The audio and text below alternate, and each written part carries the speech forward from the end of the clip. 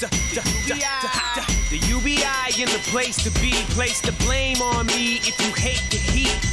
They chase me, they wanna taste for free. The swish in their mouth and spit the shit is make believe. I hate to be the bearer of bad news. I'm baboon, bananas, and terrible ass twos. My attitude, lately I'm a jerk. If matter don't money, then you can pay me what I'm worth. I popped up, now the price on my stock's up. Cheddar and guap up, whether you like it or not. Fucker, I pound a pussy in the sight, they get chopped up like a lobster, cause their writing is washed up. A scrubber dub, son, stuck in the tub. I'm up in the mud, covered in a bucket of blood. Motherfucker, you know what it was. I'm coming to get the bucks and the buzz. You just Teddy Ruxpin to us. Here go, M-A-T-T-E-R-D-O-N-T to the M-O-N-E-Y, my M-O. M-A-T-T-E-R-D-O-N-T to the M-O-N-E-Y, my M-O. M-A-T-T-E-R-D-O-N-T to the M-O-N-E-Y, my M-O. I need some nickels, some ducats, some heavy metal. Let's keep it simple, for nothing I never settle. For pennies I'm wise. We all folk round here. Don't many rise up, no they all float down here. Hey kid, come here. You like clowns? Do you want a balloon? My deadlights, white, halogen hues, shining, but bling, bling, biggity bada, ba boom. I come down there and eat your lunch, swallow your food for ya, boy, I'm a beast. What's $1 to you? If you're ballin', get head, show me something solid for proof. Where the money at? Only a dummy ass. Where I stay every day is a hustle for honey sacks. Y'all not shit, y'all stay sunk in the bubble bath. Man, I cop, flip, dump, re-up and then double back. What? Double down, 1 card, 2 bets. I clean you out, let you rebuy and start you fresh. Zest the best crew, smart dudes invest. Mad at on money, number 1 till part 2 get pressed. It go M-A-T-T-E-R-D-O-N-T to the M-O-N-E-Y, my M-O. M-A-T-T-E-R-D-O-N-T to the M-O-N-E-Y, my M-O. M-A-T-T-E-R-D-O-N-T to the M-O-N-E-Y, my M-O. I keep it pimpin' and pumpin' on every level. Let's keep it simple, for nothing I'll never settle.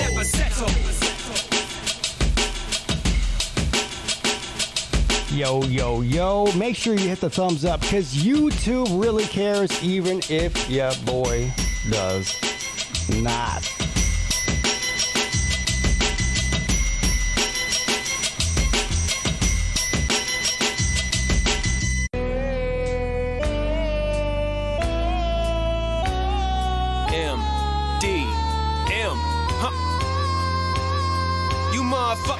Fast train to nowhere, a slow train to nothing, the same train. I'm taking the next train to something, my fresh brain buzzing. Yes, cess came for ducats, they broken hearted, complain of they chest pains in public. Ha!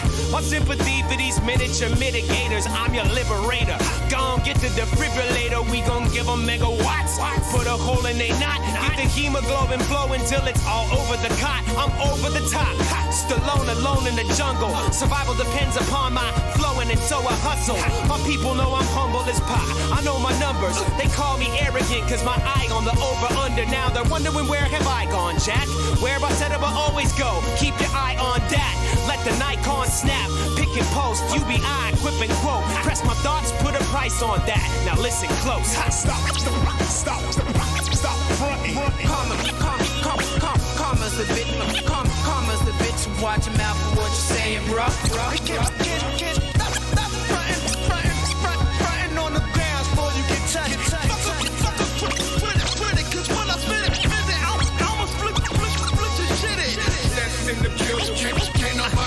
I keep this verse under your Kango. Since I've been getting paid though, every bloke under the rainbow trying to take gold out my pot, and so to straighten out the ratio, I had to let some weight go. Don't you ever for a second get to thinking you're irreplaceable.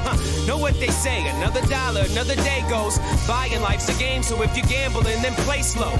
Play it like Waco. Texas, hold your race, so if it turns out on the river, you can rake in all the pesos. Stacking dough for days, tapping out the ash, now I pack a bowl of haze, bro. That is motivational.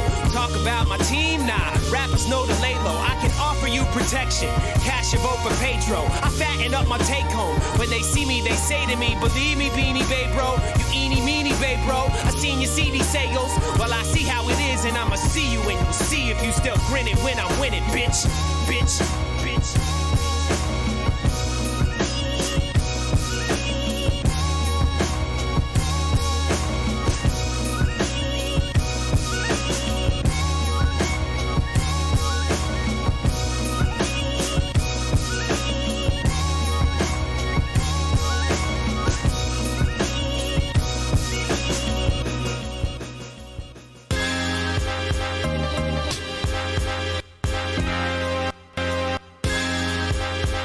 totally versatile. The UBI. Sets. What? Yeah. It's deeper than the. How many damn days you chilled? Shitting and eating while I'm working, you graze the field. Still can't nothing faze me, feel me? I'm still in the midst of 6 million ways to kill me now. My villains bathed in filth. All y'all should feel ashamed. You dig till his grave is filled. In the game, coming up with different ways to steal. Desperation to make them do whatever to pay their bills. They may never make a meal. Happy with a couple thou. Happy when your team voice is muffled up and duffled out. It's coming back around. Full circle, fuck around to see the demon eat him. Only reason that I stuck around. Oh, you can suffer now. Cause torture is the style. When you scream and smile, creeps around the corners of my mouth.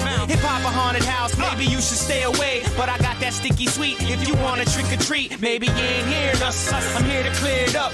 It's deeper than a dollar. A spirit is steering us. The last days and times was deadly and serious. May we meditate through sleep. The answer appeared to us. Maybe you ain't hearing us. I'm here to clear it up. It's deeper than a dollar. A spirit is steering us. It's deeper than a dollar. A spirit is steering us. It's deeper than a dollar. If y'all can hear me, then holla. Hey, I ain't afraid. Hip hop a haunted house. Maybe you should stay away. If you're feeling shook, they shooting. I made you look. I ain't never scared. Death rap raps are made of mush. The geeky little white kid just trying to be the coolest. Like Lupe Fiasco. How could I be so foolish now? Foolish dudes sit for dinner and we dine. I identify with them for a limited time. A lemon to a lime. It's not a sentiment of mine. Humiliate the minions until the millions are mine. What I set up in that line, yo, I done knocked my headphones off. The minions until the millions are mine. What I said original, so how repetitive am I? For the sickness that I got, they could not medicine prescribe. Beretta pin collide with bullet butt and bust a bleed. Best believe I never bust a gun, so please don't bust at me. My type of hella diesel, cause I keep it sucker free. Buckaroo, who the fuck are you to come and fuck with me? They say ain't nothing free in life. You're free to fall upon your favorite kitchen knife and bleed. Believe the hype. I don't mean to demonize yo, but just know, if and if ever I do decide to set my pen to glide, it's genocide. Don't let them fry, fuck 'em. If they won't die, fuck 'em. My enterprise stay up in vanilla sky dumping. The bombshells dropping, your squad fell yelling. It's Paul Bears and tears and all's well then. I'm sick of talking about myself, man, y'all tell them. Totally serial, but I know you don't hear me though. Put on the stereo, block out another burial. Put on material to make you feel imperial. The more the merrier, the craft I carry in word. I teach it to you if you care to learn. UBI, I cleared up. It's deeper than a dollar. A spirit is steering us. The last days and times was deadly and serious. May we meditate through sleep. The answer appear to us. Maybe you ain't hearing us. I'm here to clear it up. It's deeper than a dollar. A spirit is steering us. It's deeper than a dollar. A spirit is steering us. It's deeper than a dollar. If y'all can hear me, then holla.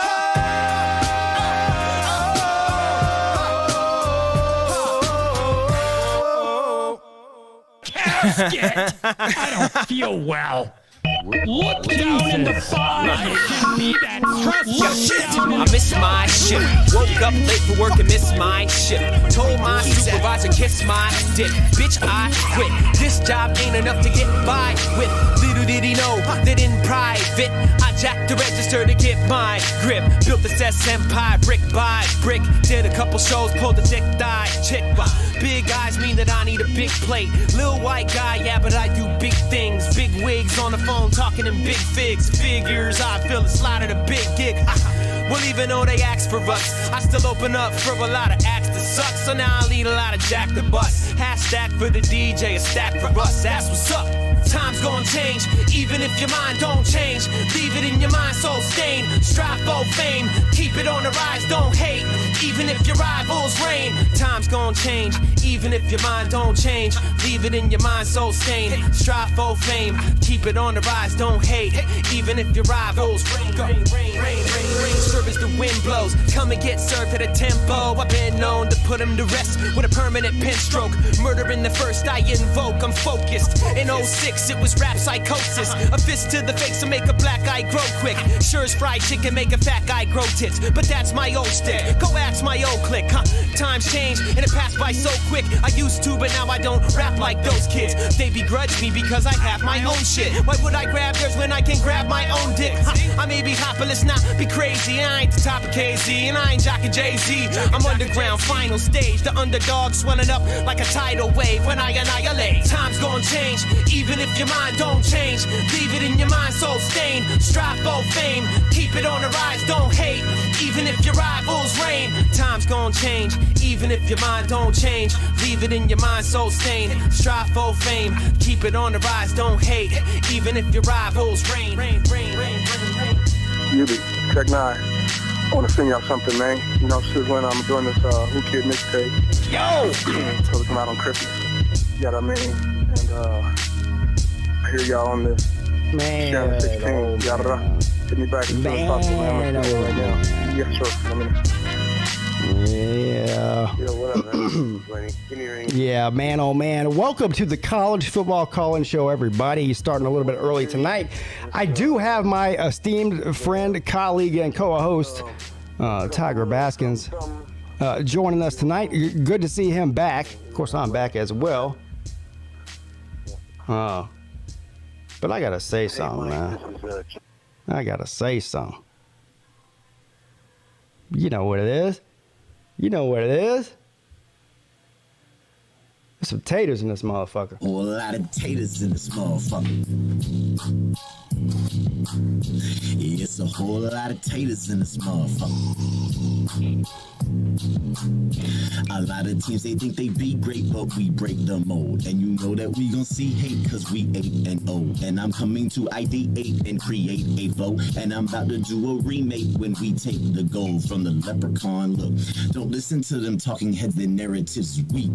Too get on the TV and they yammer on so frequently. Oh yeah, they're talented, but playing in the ACC pay millions, but they're analyzing it so lazily. We got the keys in the ignition, and my man DJ the ukulele on a mission. Read the defenses and he plan to make decisions, and he scan and make incisions with mechanical precision. Listen. So cry about the refs like the Buckeye fan base, cause whiny fan takes is something Tater man hates. Stacking wins like Hungry Jack with pancakes. Oh, you think you can take us pull up on that handbreakers? We some taters in this motherfucker. And there's a whole lot of haters in this motherfucker. Yo, look, let's talk about them chickens. You know the only thing they're good for is finger licking. Thinking about the best seasons, it's really slim pickings. Best team in SC, it's them Busham County Pickens. Look, a Tatum and they really do not know how good it is to beat them down. No, it does not require wit, surgery, and yes, I truly feel delighted in the misery. Turn on this TV and I see them lose to misery at home. Yo, and you can take your cues from Paul, yeah, it's fine, bomb. And you can roll with your balls or your tie, dog. But one thing can't be denied, we gon' ride with the kids, with the lids, with the paws on the side, dog. The boys in orange got the crowd going bad shit, and we can move it on the ground and we can pass it, and we gon' put them leprechauns into a casket up in this motherfucker. Casket! I don't feel well. Look down in the fire. In this motherfucker. Jesus! Life shouldn't be that stressful if this is my show 2 weeks Go ahead in. and put them kids By to week sleep, 10, I'm gonna be doing the show from a casket. Cause throwing bows to the nose, dripping clothes on the show here with my tater man, PigskinPeete, and we some taters in this motherfucker. Yo. And there's a whole lot of haters in this motherfucker. Yo. I say right foot, what the fuck is that? I say right foot, what the fuck is that? I say right foot, what the fuck is that? I say right foot, creep, oh, walking with that heat. Walk, look around, stay low, make sure they don't see you. Get some bad, walk down, face them with the heat. The devil under your feet, you're on your way to see him. Stress me when I can't sleep, back on when I see you. Play with what the fuck is that? I say right foot, creep, oh, walking with that heat. Walk, look around, stay low, make sure they don't see you. Get some bad, walk down, face them with the heat. The devil under your feet, you're on your way to see him. Stress me when I can't sleep, back on when I see you. Play with me, you can't sleep. We got into the what the fuck is that?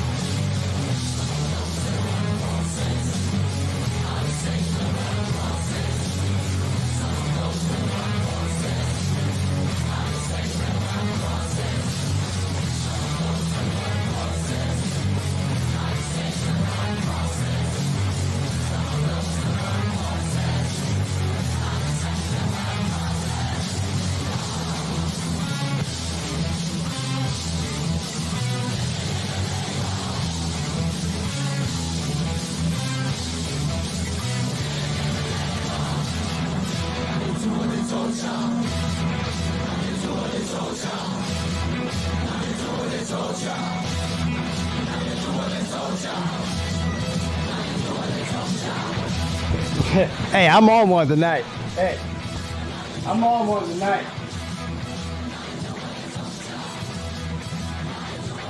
I've been waiting for this week for 2 fucking years.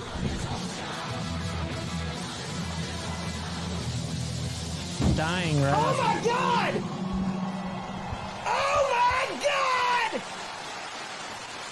Oh my God! I'm in the underwear, and Tennessee hit a grand slam walk-off home run. Yeah, welcome to the most underrated college football calling show on all of YouTube, everybody. Happy Friday, football eve. I appreciate all of you for being here tonight to spend your couple of hours with me from 10 to 12 conservatively every Wednesday and Friday night, the call-in show. You guys are all amazing and fantastic. I do have my esteemed colleague, friend, and co-host, Tiger Baskins, is back with a vengeance. I'm back with a vengeance. I've been waiting for this week for years. And you know what? If you really want to know the truth, I'm a little bit pissed off. I'm a little bit perturbed, as they say. Yeah, I'm perturbed because Notre Dame was supposed to be worth a shit leading into this game. I'm sorry. You know, if you're a tater man, there's some taters in this motherfucker. Yeah, I mean, if you're a tater man, this song rings true because how come every fucking year we have to rely on teams like Notre Dame and Wake Forest and Syracuse and Georgia Tech and Florida State and fucking Miami to give them legitimacy? Yeah, you can go fuck yourself, as they say. Well, as Rod said, you can go fuck yourself. Tired of it. So we got the keys in the ignition and my man DJ the ukulele on a mission. Read the defenses and you plan to make decisions and right. Scan and make decisions with mechanical precision. Listen. So cry about yeah, I'm a little bit perturbed. Because let's face it, Clemson should own and destroy Notre Dame. But I'm not convinced that they will. You know what I mean? I mean, I think that the bye week came at a crucial time for the Tigers, and they really needed that. And they play better under the bright lights than they do at noon against who gives a shit State. All that considered, I'm just tired of playing down the competition. And let's face it, man. Shout out to Notre Dame. All right. I mean, shout out to Notre Dame, but I mean, you lost at home to Marshall. You lost at home to a goddamn tree. Stanford's no good. Marshall's no good. You play better on the road than you do at home. Clemson's going to take that stadium over. Everybody knows it, including you. I've already got text messages from people who are at the game saying that the entire city is orange. That's not a big shocker to me. But this should have been a top 10 matchup. Like when I was looking at the schedule, you know, in the preseason, I was considering Clemson and Notre Dame in November to be a top 15 matchup at minimum. Probably a top 10 matchup, man. Notre Dame's gone out and laid an egg. And I get it. You got a new coach, got a new coaching staff. You got a quarterback injury. I mean, all those things considered, still pretty embarrassing the way your season's gone. Well, here we go. As Rod would say, yeah, you go fuck yourself. Yeah, you can go fuck yourself. For not giving Clemson another quality win that they need going into the postseason. What's up, Tiger Baskins? How you doing, buddy? What's up, my boy? Long time C/here. Yeah, man. Talk to me, big dog. You said you're excited. You talking about the Clemson Notre Dame game? Clemson is terrible. They've played terrible. I mean, not Clemson. Sorry, Notre Dame. I apologize. Right. Sorry. Notre Dame is terrible. Notre Dame has played terrible. This past week, they probably played the best they've played the entire year, away from the loss to Ohio State. Do you think it's going to matter going in this game at all? Oh, I mean, it does a little bit. Like, I made the analogy yesterday that Notre Dame is like a wounded animal, and there's nothing more dangerous in this world than a wounded animal. Like they have nothing to lose in this, right? So, I mean, there's no division championship on the line. There's no conference championship on the line. At this point, there's no playoff spot on the line. So they really have nothing to lose other than just going out there and embarrassing Clemson and making an example out of them. I mean, this is like their Super Bowl. And honestly, it's sort of like Clemson's Super Bowl, too, because Clemson can't afford to lose a game right now at this point of the season. So I know. And I agree with you completely. It's Notre Dame's coming into this not only playing spoiler, but trying to salvage whatever bit there is to salvage of this season. Yeah, and of course, I mean, anything can happen in college football. I've been around long enough to know that there's no such thing as a gimme, okay? But let's face it, Notre Dame right now is in a bad way. They've got no quarterback. And going up against a team like Clemson's defense, I mean, look, any team, just go throughout the past, it doesn't have to be this year, but let's focus on this year because that's all that matters, all right? Go through the teams that have given Clemson any kind of pushback or trouble at all. They've all got elite quarterback play. Agreed. So where is that at Notre Dame? Where are we going to see that? I mean, this guy might get sacked 8 times, man. Well, it is Notre Dame, and I don't know if you know the culture there, but sacking would be something that they're really good at. So, just a heads up. Tell DJ to kind of wear a cup or something.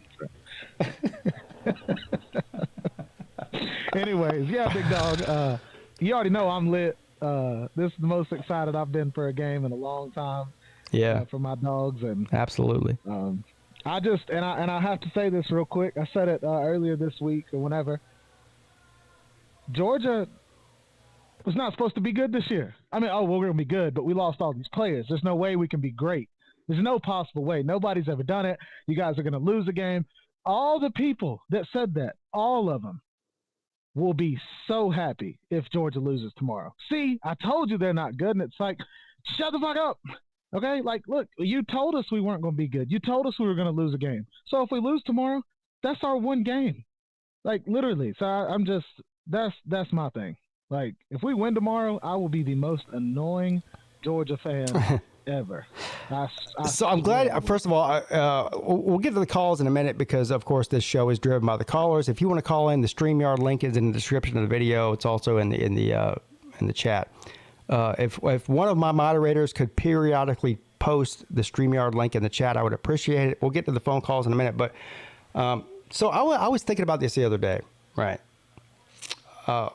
As far as Georgia is concerned, you just mentioned that. Well, what did you mention? Well, see, what had happened was I was talking and I was talking about the Georgia-Tennessee game, and I had forgot. Oh. No, I was just saying Georgia losing a lot of these players and losing so much that we did last year. Still coming into this year, we're number 2 in the nation in offense, number 2 in the nation in defense, and it's like. I'm done, with, not even the people, but I'm ride or dying with Kirby.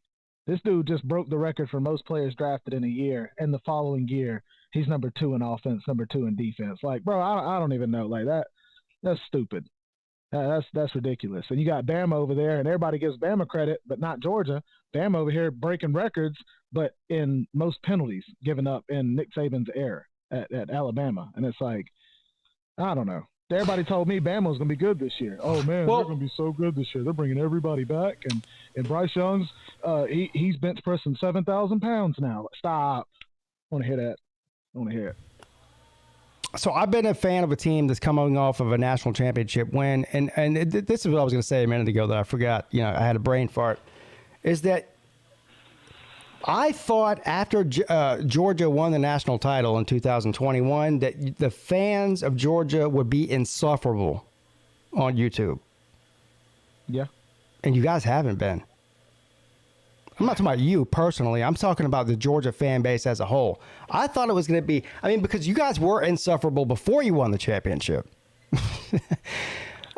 So I was like, oh, great. Here we go. It's going to be a long year of Georgia fans coming on the page, not only my page, but everybody else's page in the college football community, and just, constant, bragging about winning the championship and how we're going to win 18 in a row, or 15 in a row, like Tennessee says every year. Hasn't really been that. It's been actually, Georgia fans have been pretty reserved. I was surprised about that. Well, it's because Georgia fans and Bama fans are different, and I completely get where having to deal with Bama fans for a while now. Bama fans are happy to go to the dentist and just have a couple of cavities. Like, that's it. Like, that's well, hot damn. Like, no, we understand. Like, we're realists, and that's why, like I said, if Georgia misses around and don't let Georgia win tomorrow, and damn sure don't let Georgia win the championship. Yeah. Not 2 years in a row. Oh no, we can't have that. First of all, that can't happen. No, I will change my profile picture to G Bama Boy, Jeff Webster, Neo, Kangaroo Black or Jack. Well, I don't know his name, but yeah, Jack Black, all of them. That'll be my profile. But yeah, anyways, go ahead. Sorry. No, I feel like that. Georgia has surprised most people, even Georgia fans. If you're being honest with yourself, I know every Georgia fan thinks that, that they're going to win every game every year. But if you're being real with yourself, losing everything you lost off of defense last year, and coming in and playing the way that you have this season is really impressive. I'm actually a little. I knew Georgia would be a good team in 2022. I did not think that after 9 weeks or going into week 10 that they would be a top 2 team. Didn't. And did you? Well, I know we talked about the schedule. I think we actually did on here at one point too. The schedule wasn't the greatest, but in my eyes, I was like, man, we're going to have to score more points on offense, blah, blah, blah. But I didn't think number 2 in the nation. No. Let me say it this way. I didn't think our offense would be better than Bama's offense at this point in the season. But apparently we are. But I don't know. I think the only reason their offense isn't good is because of the receivers being hurt last year in the championship game. That hurt this year's offense. So I completely understand. I do. Yeah. It's going to be an interesting this might be the most controversial year that we've had in the playoff era. When that last week ranking come out, there's usually at least one, sometimes 2 teams that can make a viable argument for being that 4th spot. But I think this year there's legitimately 3-4 teams that can make that argument for 4th spot. So it's going to be a lot of chaos. And what this is going to do is push the narrative that's already happening about expanding the playoffs. So after this season, you're going to see even more of a push to expand the playoffs, which we already know is happening anyway. So it's not like it's not happening, but it's just right now anybody in the top 10, I think, is a legitimate top 4 candidate at the end of the season. And I don't really know if there's been another year in the playoff era that's been the case after 9 weeks. And do you agree with this? After watching Bama, after watching Georgia, Michigan, Ohio State, there hasn't been a team to make the case that they are just hands down better than everybody in college football. And that adds to your point of that's why there needs to be an 8-12 team playoff, because teams are, I don't know if it's just this year, but there hasn't been a hands-down dominant team. Every top team has just struggled here, there, multiple games, blah, blah, blah. So, yeah, I agree with you. Well, Slim says it doesn't make any case to expand.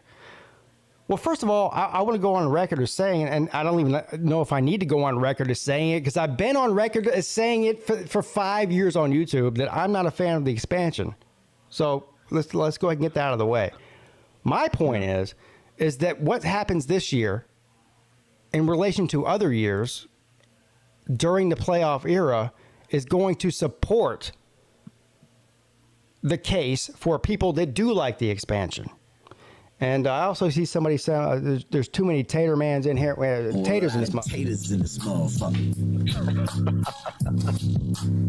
It's a whole lot of haters in this motherfucker. A lot of teams, they think they be great, but we break the mold. And you know that we gon' see hate because we 8-0. And I'm coming to ideate and create a vote. And I'm about to do a remake when we take the gold from the Leprechaun. Look, don't listen to them talking head, the narrative's weak. You know what the best part about Clemson being 8-0 is that nobody outside of Taterland thought they would be 8-0. No. Nobody did. After the way they played last year, DJ was terrible. The offense was the worst in the ACC, right?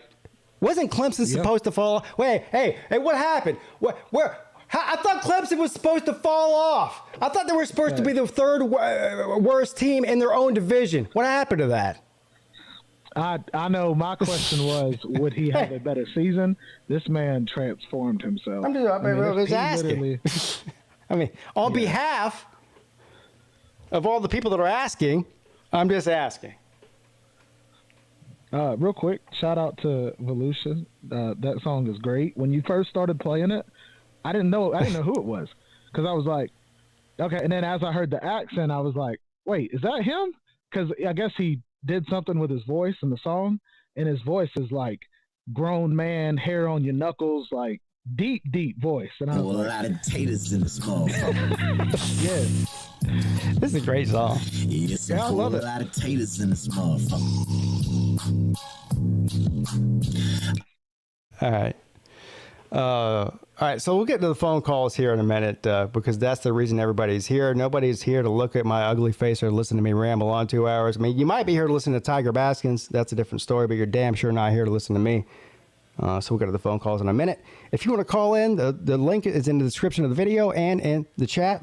Cheers to the chat real quick.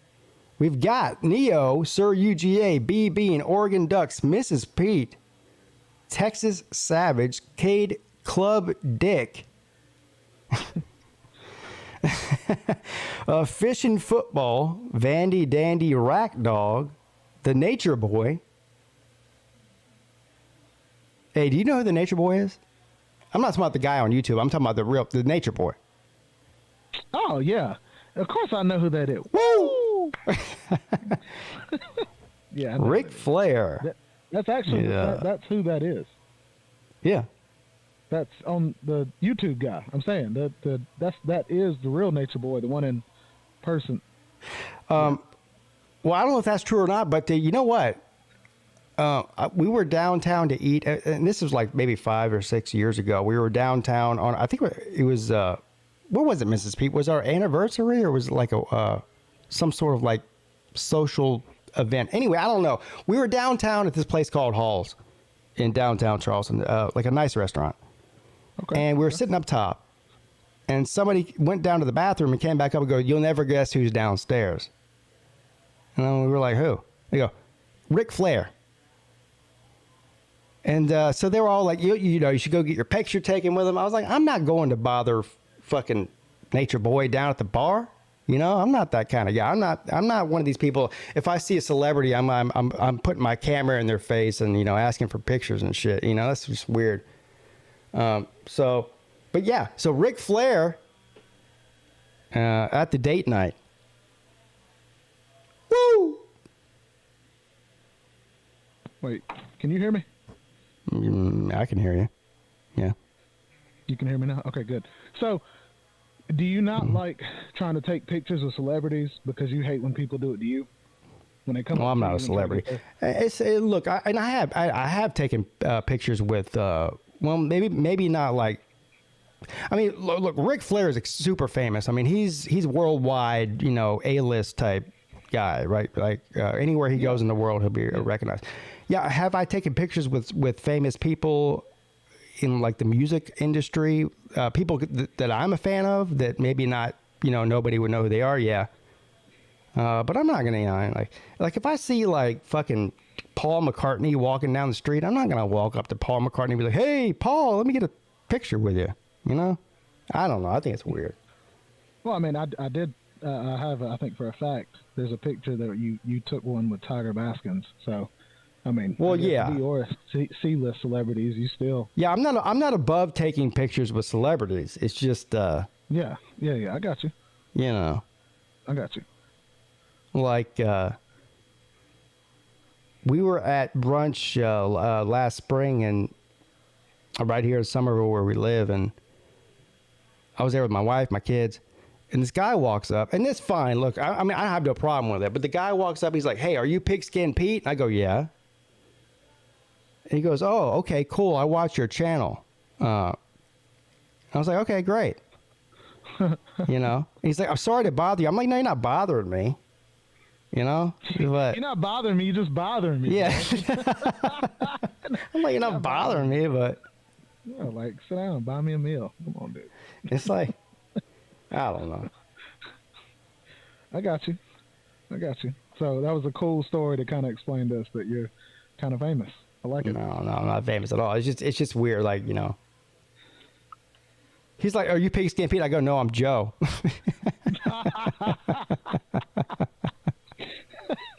Not Joe, bro. Oh, okay. Man. All right, where are we at Yeah, here? man. No, look, before you start trying to get to the college, and I know the special ed and important and all that, I like it.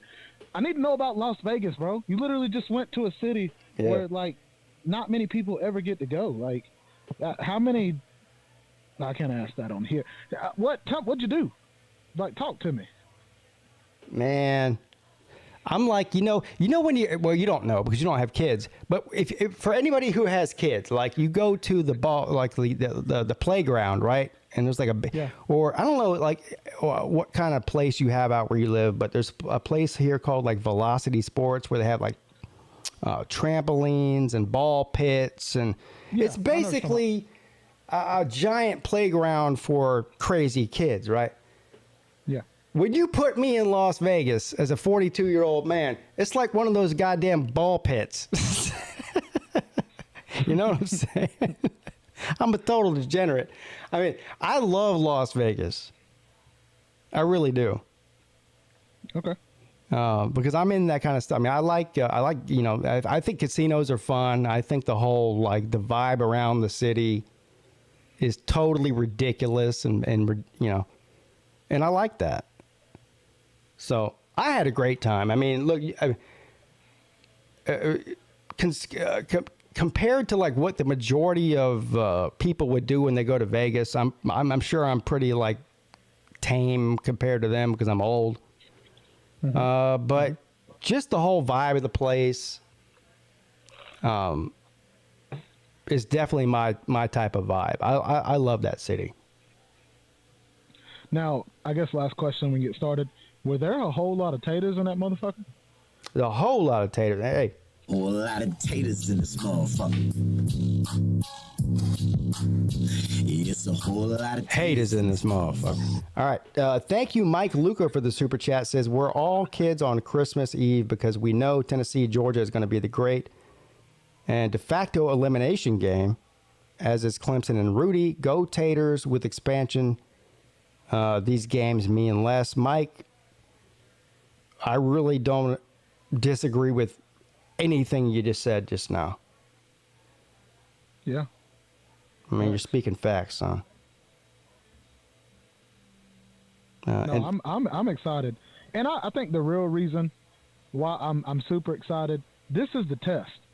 You know, we've been told, oh, well, Georgia's really good, but we've seen Georgia struggle, and it's like, well, we don't think we're that good. Yeah. Then they keep us at number one. It's like, why do you have us up there if we've struggled in all these games? So tomorrow, we get to see. Tennessee scored 38 on Florida. Tennessee scored. Bama fan, how much did Tennessee score on you? But anyways. So that's my question: is tomorrow, is our defense better in the secondary than it was last year? I think so, but we're gonna find out. Bama boy, thank you for stopping in. He goes, I sure hope Clemson loses tomorrow. I mean, so why? I mean, because it would be funny, or because you're scared of playing Clemson? Because hey, hold on now. Well, let me tell you something. this is interesting because he's a Bama boy, right? Yeah. Do you want to see Clemson lose because it would be funny, or are you scared as an Alabama fan to play Clemson? Because you should be, because Alabama has been one of the most suspect top 4 teams in the country since week 1. Ooh. You know it, and I know it. Get him, Pete. Get him, Pete. Don't let them. Hey, Tennessee, they're playing great. But this whole idea that Tennessee beating Alabama by 2 points or whatever, 1 point, how much they win by? Not enough. Yeah, fact. At home, in Neyland Stadium, is a farce. Ain't nobody scared of Alabama. Look, man, it ain't 2015 no more, bro. Facts. Wait, 2015. Yeah, exactly. What Pete said. Ever since you lost Kirby, nobody's scared of you. That's exactly what he just said. That's exactly what I just said. Times Fact. 2. And there's some taters in these motherfuckers, A too. lot of taters in this motherfucker. It's a whole lot of taters in this motherfucker.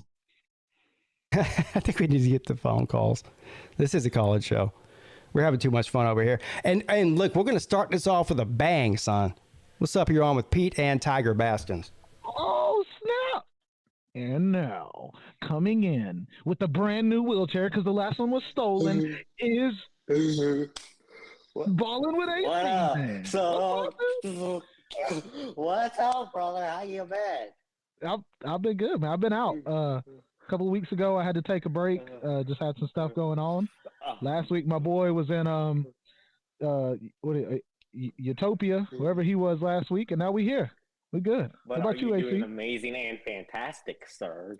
Oh, I actually am. A lot of things are going very well. Hey, Baldwin AC, has Nick Saban lost his gusto, his gumption? Is he too old for the game? You're too old to understand the way the game go. You lame, so I got to hit you with the hot tracks. Yes, he has. And before we get to the All-OC team, I would just like to point out that nobody is scared of Alabama. Nobody's scared of them. I think my Michigan Wolverines can beat them. Damn, Michigan can beat them. Pass the ball. They can't even pass the ball. They can't even pass the ball. But it is time for the All-OC team. But unfortunately, no Keyshawn Booty because unfortunately LSU had to be on a bye week. But LSU has been playing better. But a Keyshawn Booty still sucks. Keyshawn Booty? Yeah, so anyway, we have for the quarterback of the All-OC team, we have Will Levis for his amazing 98 yards and 3 interceptions. Ouch. I still remember when the Kentucky offensive coordinator called Will Levis the best quarterback in the draft. When I watched Kentucky play against Ole Miss, I watched the announcers of that game. What was that on CBS? I think it might have been. It might have been Gary Daniels. I don't know. But I watched those announcers suck Will Levis off for 4.5 hours straight. It was almost insufferable. Yeah, good. But anyway, running back, we have Elijah Collins from Michigan State, and we're gonna get to the fight incident later. Wide receivers, Dane Key, Julian Fleming, and Jaden Reed, and a defense. We can also get Kentucky and offensive line. You know what? We're gonna get Michigan State. All right. So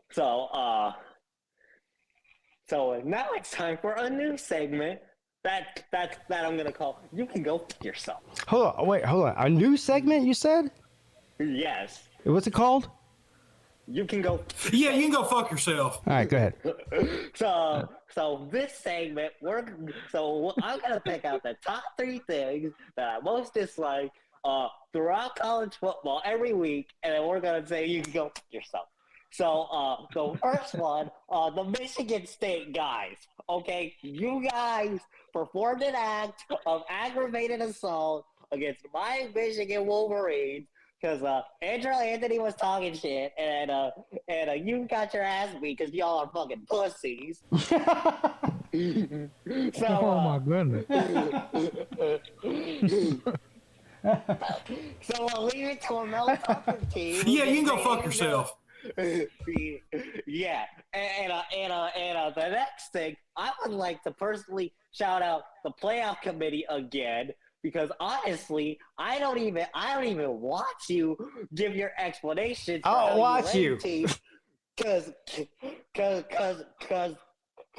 however you say it, it honestly sounds kind of retarded to be honest with you. No. Oh, hey, whoa. Chill, dog. Yeah, Matt, he's on fire, son. But, Yeah, you can go fuck yourself. And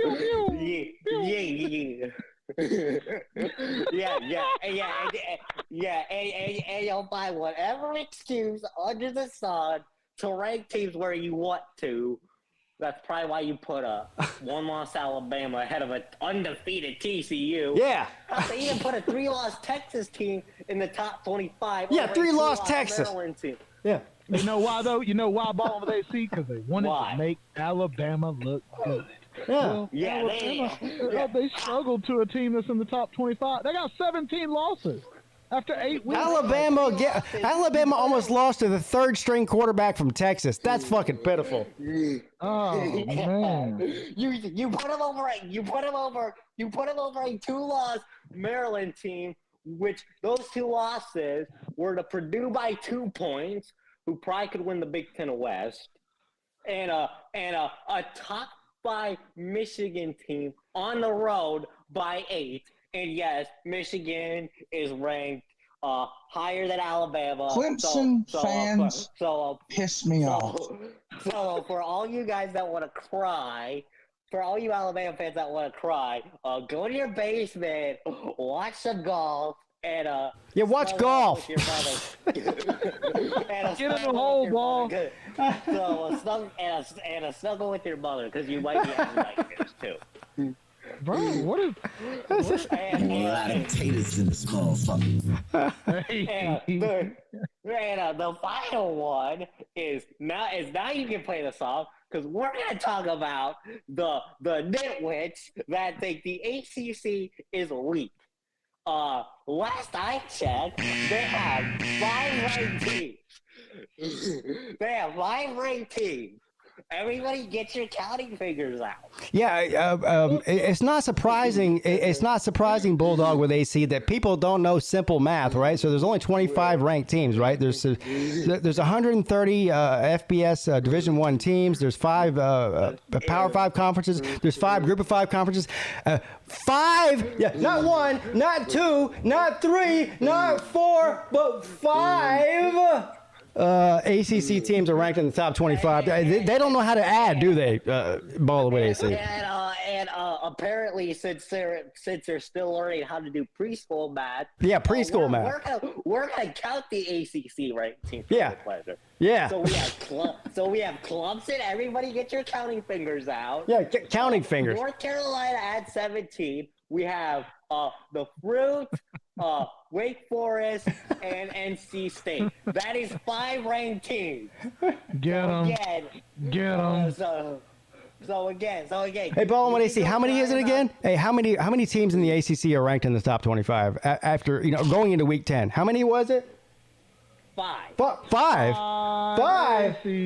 Holy shit! There's 5. But hold on. No. I'm calling bullshit on that. No. Don't believe it. Bullshit. That is bullshit. There's no way. And God's green earth.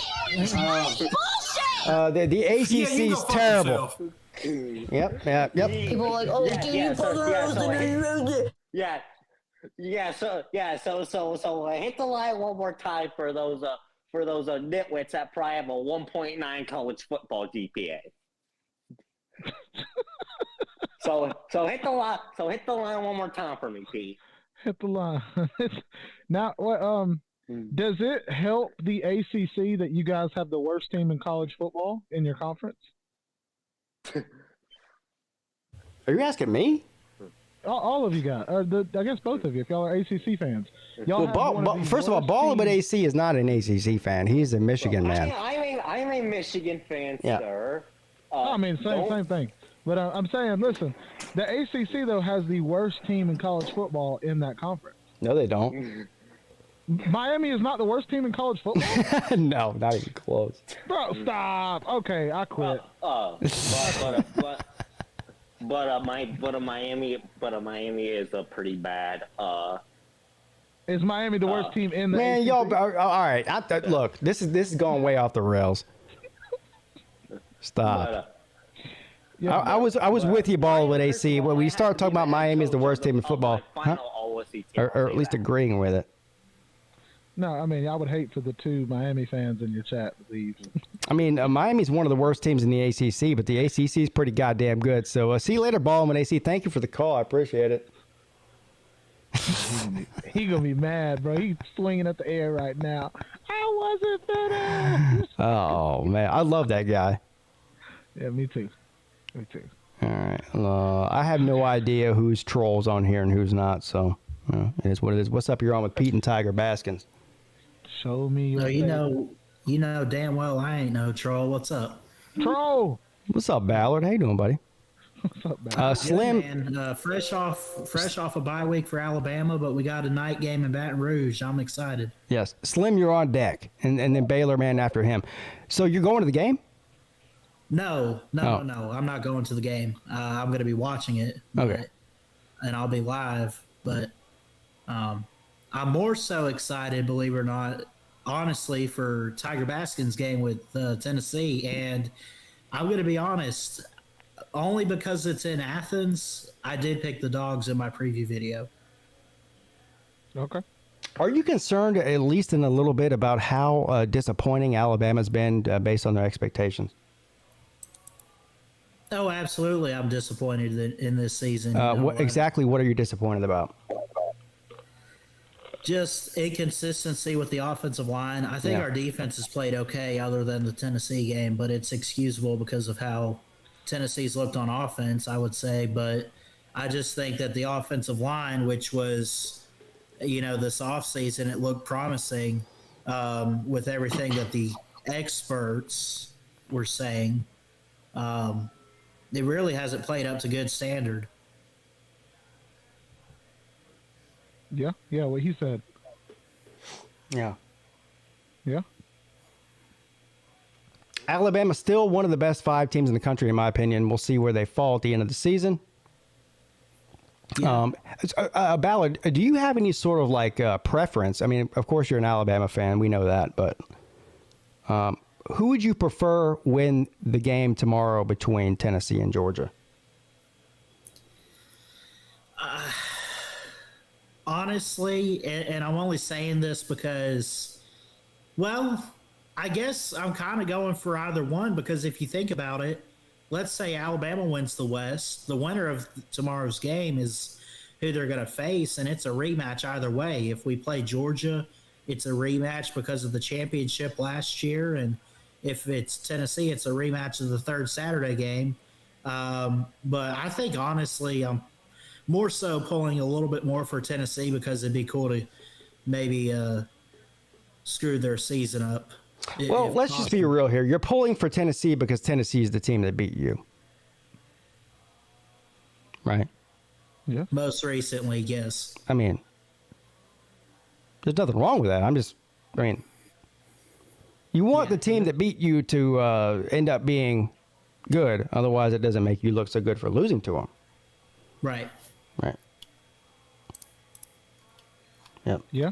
So it's safe to say that you're wearing a power tee and some puke orange tomorrow. Is that what you're telling me? No, I'm wearing a crimson jersey. What the hell are you talking about? So do you own any orange garb? What's that? Do you own any orange clothes? Honestly, I do not. No orange. No orange. That's interesting. Now, I will say this. I don't know if they're the coolest in football, but have you seen this year's Tennessee black jerseys? Those look pretty dope. Yeah, the black jerseys with the brown, or not brown, the orange power tee and the orange numbers, right? I wish it was Bro, brown. I just heard Ballard say dope. He did say dope. Ballard, I'm proud of you, dog. My boy Ballard Tripping, came a bro. long way. Yeah. Oh, They tripping with those jerseys. Ballard just said that he thought that the black and orange Tennessee jerseys were dope. dope, son. Ballard over here using busing language right now. I see you, dog. That's okay, Ballard. Do you think? I ain't gonna say nothing. I ain't telling you, parents. Hey, did y'all hear that Jeff Webster's dying? Are you serious? Yeah, so he called into my show earlier today and he said, I don't want it to get twisted. It comes straight from the horse's mouth. I'm dying. That's what he said. That's it? Yeah, that's what he said. Now, and I don't, tell me if I'm wrong, okay?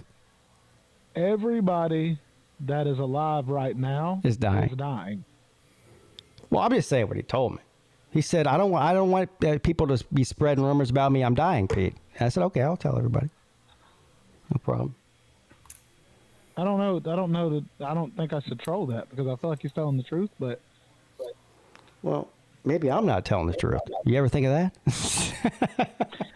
I don't know. But that's a truthful statement. That can't be wrong. We're dying. I'm a terrible person. I really am. I'm a terrible person. We all are, Pete. Yeah. You're not the only one. Oh, I know. speak for yourself there. People over here, I'm bona fide. But being, in the spirit of being a terrible person, everybody pray for Jeff Webster. He's dying. Well, I don't know what I'm laughing at, but I'm laughing. I'm just gonna just gonna laugh real quick. I don't know what I'm laughing at. Oh my God. All right, Christian Ballard. Any final thoughts on tomorrow's games? Alabama, maybe I don't know. What outside of Alabama and LSU, which I think is going to be a great game, by the way. What are you looking forward to the most tomorrow? Other than your own team. Oh, for certain, the Tennessee-Georgia game is what I'm looking forward to the most. Yeah. If I got to step outside of those two games, though, I guess Clemson Notre Dame only because it's in South Bend. That could, for you guys, and no disrespect, I do think it could possibly be a trap game. I think that, I don't know. That's really it. There's really not a whole lot of games. I mean, Wake Forest, NC State could be good. I know you talked a little bit about that. Yeah. But yeah, there's a couple like ACC games and because you have like a one loss UCLA still alive for the playoff, still alive for the Pac-12, but they're playing a 3-5 beat up Arizona State team. Like no one wants to watch that. Michigan will probably blow through Rutgers. So I mean, I asked you about your favorite game. You're like going down the entire day schedule now. Oh, my favorite game of all of them? Yeah, other than Tennessee, Alabama. Georgia, for sure. I thought I made that clear. Who? Tennessee, Georgia. I thought I made that clear. Yeah. No, yeah, you did. He didn't make that clear. Very clear. No, he was very clear. Very clear. I'm just messing with you, Ballard. Yeah, well, Ballard, if you will save me some finger foods tomorrow, I'll try to stop by. Yeah. Ballard, go ahead and promote anything you got going on. You got some shows that are coming on during the season, or go ahead. Oh, shit. What am I doing? Hey, no. Oh! Go ahead and promote whatever you got going on, Ballard. Yeah, so we'll be live tomorrow night for the Alabama game. I'm going to relax during the Georgia-Tennessee game. Don't forget, we do on Monday nights the Unprofessional Sports Show, myself and TikTok Chess Hall. I believe that's on my channel this week. We're working to get to 800 subscribers. We're at 764 right now. So let's go. If you aren't subscribed already and you love great college football content, come check us out, Ballard Sports Media. Yeah, everyone go check out Ballard. He's I feel even like bad saying a good kid. I mean, he's a good guy. He's not a kid anymore. How old are you, Ballard? Right. 21. Oh. 20. Yeah, I'll all right. be 21 next month. Yeah. Let's go. So anyway, everyone go check out Ballard. Good guy, makes great content, and I appreciate you calling in, my friend. See you, Ballard. Thanks, man. Y'all have a good one. All right. See you later, Christian Ballard. Now, the reason I even put this on screen is just to show you. I mean, I don't even know why I'm doing this. I give him more attention than he deserves because this is, this guy right here on the right, Mr. Troll. He's in every show. It doesn't matter whether it's the midday show, the call-in show, the ACC show. Doesn't really matter. He's in here every single fucking show. You telling me he ain't got a job? And if you're going to call yourself Mr. Troll, you probably should be at least somewhat cognizant of what being a troll is, but clearly he's not. He hasn't figured it out yet. Pete, you telling me every time I come in the kitchen, he in the kitchen. He in the kitchen every time. Like, come on, man, get a job. Yeah. Like, so this is really his existence on my channel, is him sitting in the back room of every StreamYard that I do for 30, 45, sometimes 2 hours, with nothing to contribute to the show. I mean, not even 2 seconds of entertainment. When he does come on, it's clear that he's a unsupervised minor. You know what I mean? Bad parenting. No creativity. It's going to be a long life for this guy, Mr. Troll. Because he's going to fail miserably unless he changes his ways. Hey, but Mr. Troll, I got good news for you. I can be your mentor. I can tell you how to be somewhat of a decent human being and a man, if you really want to know. I'll help you out, bro, because I do care about you. I know you don't like me. Well, actually, you do. You love me, but I love you too, sir. Yeah. I say, sir. I love you too, kid, whatever you are, because I love everybody. I don't love you. I'm not your daddy. I do love everybody. Pete may be your daddy. The world's so fucked up that I would rather love than hate. And I even love this fucking moron right here, this kid. So, see you later, buddy. I mean, if you really wanted to get on the show, you wouldn't be calling in as Mr. Troll every 5 seconds and putting your foot in a goddamn toilet. So. Yeah. Yeah. What's up? You're on with Pete and Tiger Baskins. Well, good news for Mr. Troll. There are still scholarships available to my Troll Academy.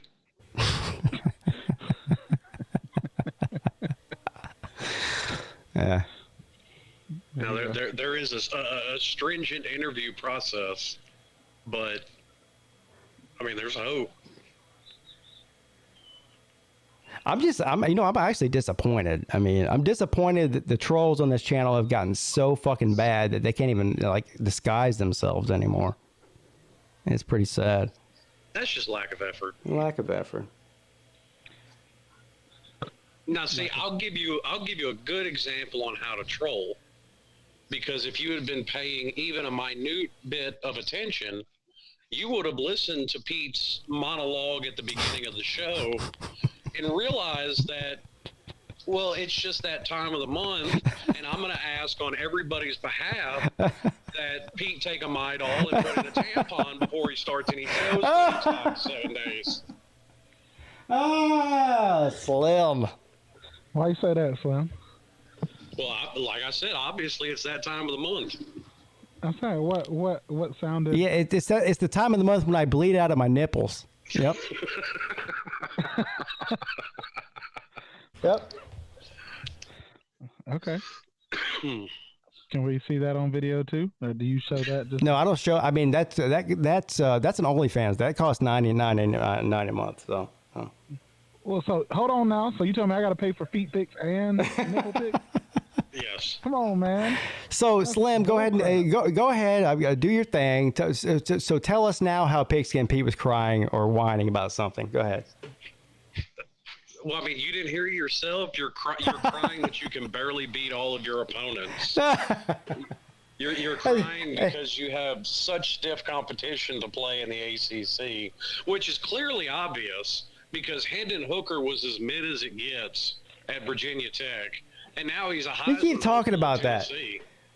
If Clemson ends up playing Miami, well, first of all, they are playing Miami, but will Miami be even close? What will Miami be ranked going into that game? Top 40, 50, 60? I don't know. Will they even be in the top 50 when they play that game in a couple weeks? They're already in the top 50. So, so you just mentioned how they have a bad schedule. It's because they're playing teams like Miami on their schedule. That's why it looks so bad. You said they have a bad schedule. They don't. I just said they were bad. Well, I'll get to you in a minute. So you hold your horses there, Skippy. Well, wait. So he can't have a tampon in, but you can? Every week I've heard you bleed all about Miami. You gonna do it again? No. You go to my comment section after every post-game show. That's where all the bleeding's going on. Miami fans stick tampons in their nose, look like a walrus with all the crying that they got going on. Well, some of them probably do, but I don't fit that bill, so I can't speak to that. No, but that's great, Slim. Except that you're on here saying that I am that person when clearly you know I'm not. Stop crying, and you won't be. So again, how have I ever been crying? You haven't convinced me of it yet. Did you hear your opening monologue? That's all. Well, of course I heard it. I fucking said it. Okay, that's all my evidence that I need. Pete, you're talking to a guy whose team has not been good in a long time. Listen here. He's Donnie mentally Wahlberg, preparing himself. With your new kids on the block routine. Yeah, your team's been relevant for 5 minutes. But 40 years ago, Miami was good.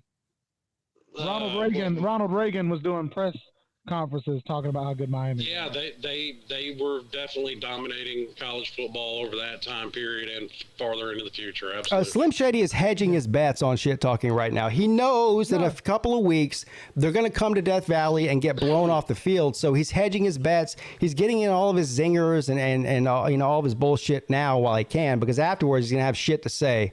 Other than, we just got fucked up by a better team. Have you not learned yet? My team's record has zero to do with my trash talk ability. Nothing. I mean, look, while Pete's checking his Cash App, you were knocking him about needing a tampon, but yet here you are, complaining that I'm bragging about my team or happy about my team winning. Bragging about my team winning should not upset you. That's not what I said. That's not what I said. I brought up the fact that y'all are just new kids on the block because you decided to let my team's name fall out your mouth. Well, if we're so terrible and irrelevant, why does my team's name constantly fall out of your mouth? Because you don't talk about just the best teams in college football. Hold on. Hey, stop. You talk about the worst. Did Slim just call Georgia the new kid on the block? Even though we've been here about 30 years. That is correct, yeah. We've been here a long time. Miami been bad long time. But don't tell Slim that. You sure about that? Well, as far as the ACC is concerned, you're not a kid on the block at all.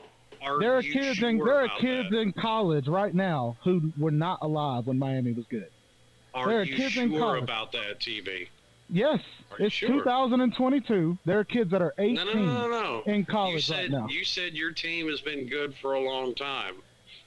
Oh, that's a pretty empty trophy case. Miami fans and Tennessee fans have the same mentality. The difference is Miami is actually good. I mean, Tennessee is actually good, and Miami hasn't been since. I think Slim's going off of championships, and it's like you got to go a long ways back for a championship. But again, exactly. I got to go back a year. Like, come on, dude. That's crazy. Congratulations.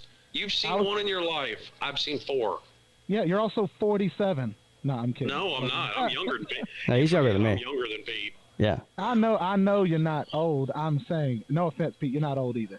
But I'm saying this is Miami fans in a nutshell. We had one really good decade out of 10. Hey, but we got 5 championships though in that time. Pete, YouTube was not an app the last time Miami won a championship. They had to sit by the radio and listen to people tell them about the game back when Miami was good. Really, Pete? 1 decade? Are you sure about that? What, 2? I don't know. What, 80s and 90s? I mean, come on now. You've only been a team for like fucking 50 years. Yeah, facts. Try almost 100, but okay. All right. Matt, Pete, do you think if Miami was good like they were back then, today, that how many players on that team would be in jail? Well, I plead the fifth on that.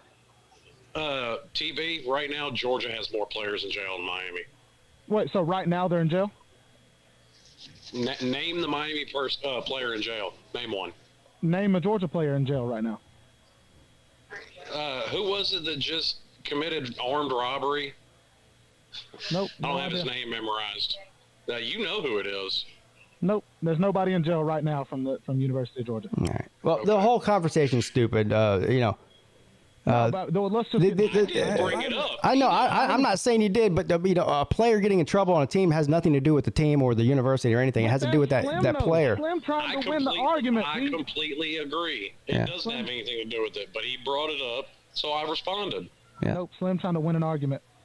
Not at all. You brought it up, and I responded. Slim, you win more arguments. You win more arguments than your team does games. There you go.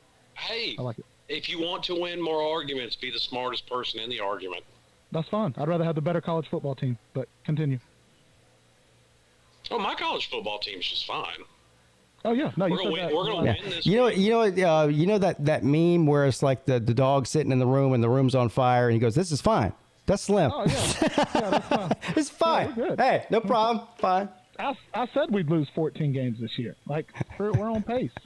We're good. I said they weren't going to go no 10, 11 wins like a lot of other people were talking. All right. I'll get to the Cash App, everybody. I mean, you guys are like pestering me. Hey, I mean, I see the Cash App and the PayPal. I see it, but thank you, by the way. Me and TB will hold this down. You do that. No, Sir, get to the Cash App. Sir UGA says a whole lot of gumps with excuses in this MFer. Yeah, there's a whole lot of taters in this motherfucker, too. Taters in this motherfucker. But he also says, speaking of bleeding, I guess this was the tampon talk, the Beavers are winning. Dying, right? Oh, my God! Oh, that's terrible. Dying, right? Oh, my God! I'm not even going to touch that. Oh my God! I'm telling people in the chat, y'all need to get to it, bro. Distract my boy Pete. distract my boy Pete, y'all. This is the most underrated college football call and show on all of YouTube, and anybody who doesn't think so, I you know what? Well, in the words of Raj, yeah, you can go fuck yourself. Thanks. Yeah. All right. Now, as far as this weekend goes, easy W. I ain't even worried about that. Who do they play? Oh, they play Florida State. Oh. Dude, this is going to be... I can't wait for that game. This is going to be the nicest Florida State game I've ever got to see. Because I don't have to sit there for 4 hours and listen to that dumbass war chant because the band's not coming. Oh, really? Why? COVID? Well, I don't know. The rumor that I've heard some people talking about is actually they were going to make the FSU band sit in the upper deck and they didn't want to. Oh, they didn't get to say what they wanted to say. We didn't get to sit in the band section of Miami Stadium. Oh. Now that's all rumors. I don't know if that's true. Well, I prefer it to be true because it's funny if it is. Oh, it would be absolutely hilarious if it is. No, I think they got a better shot. Miami's got a better shot to win that game than most people think. I think, I know Florida State's offensive line is banged up, and that plays into our strength, which is our defense and our defensive line. Yeah. To really give Jordan, give JT a long day. Yeah, I mean, first of all, nothing in the ACC, especially in that division, would surprise me in the least bit. So, I mean, if Miami found a way to win it, it wouldn't surprise me. I mean, I do think that Florida State right now is a better team. This season they are. Yeah, I think, yes, Florida State went on their run, but I think people overlook how badly that 3-game losing skid really went for them. Okay, they got a touchdown or two in garbage time to make the Clemson game look better, but they got handled in that game. They did. You go to the NC State game. You blew a lead to a wide receiver taking snaps. Yeah, that's awful. Yeah. Well, I mean, look, you're pointing out bad things about Florida State, but I mean, we could go down a laundry list. We could be here till fucking 3 o'clock in the morning talking about some of the fucked up shit that's going on at Miami this season. So, I mean, that's where I'm coming from. I'm not saying. Again, I think that Miami's got 2 problem spots that's causing a whole lot of problems: the offensive line and the secondary. Well, how you got 2 problem spots and 3 losses? Because that offensive line and that secondary are very bad. So one of those losses wasn't a problem spot then.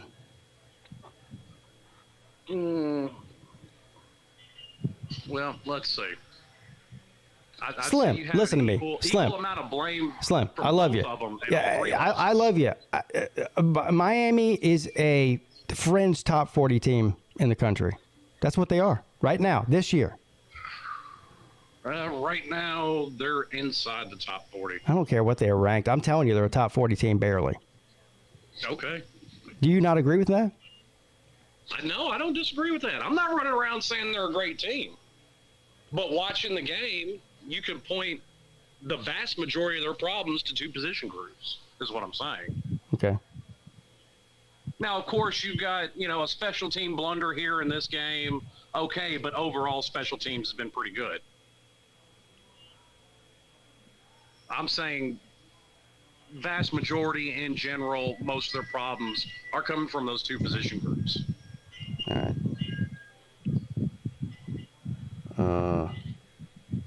I'm looking forward to that game because it's a rivalry, because it's Miami and Florida State. I mean, I don't really care. Both teams could be 0-9 for all I give a shit. It still will be a fun game to watch. It's one of the best games every year to watch. And right. It's really probably like one of the ones that's flying under the radar. I mean, you'll obviously have a lot of people watch it that don't watch every single Florida State or Miami game because it is, who it is. But it is a little bit frustrating to have teams or fans of teams that claim to be like huge college football fans, whether it's in the Big Ten or the SEC, and Miami sucks, Florida State sucks. Who gives a shit? I mean, we only get so many weeks out of the year, and a lot of these weeks are hot doo-doo with, FCS games playing against Power 5 teams and shit like that. So, when you get a matchup against Miami and Florida State, which is one of the most, hated rivalries in the history of college football, and you don't get excited about it, that bothers me. And I also you say, go fuck yourself. Well, and people say, they want to watch interesting games and not blowouts. There's 3 blowouts in that series in the last 20 years. Exactly. It's always a good game. Yeah.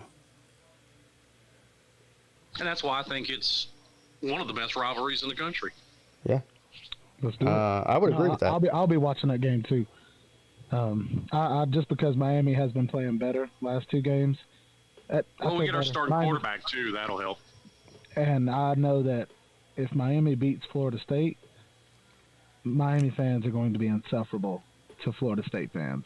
Well, Miami fans are insufferable anyway. So, you know what? I don't really even know, if Miami went out and went 15-0 next year and won a national title, I don't really think there would be any difference in the Miami fan base after that as they are now. I mean, they are who they are. They're always like that.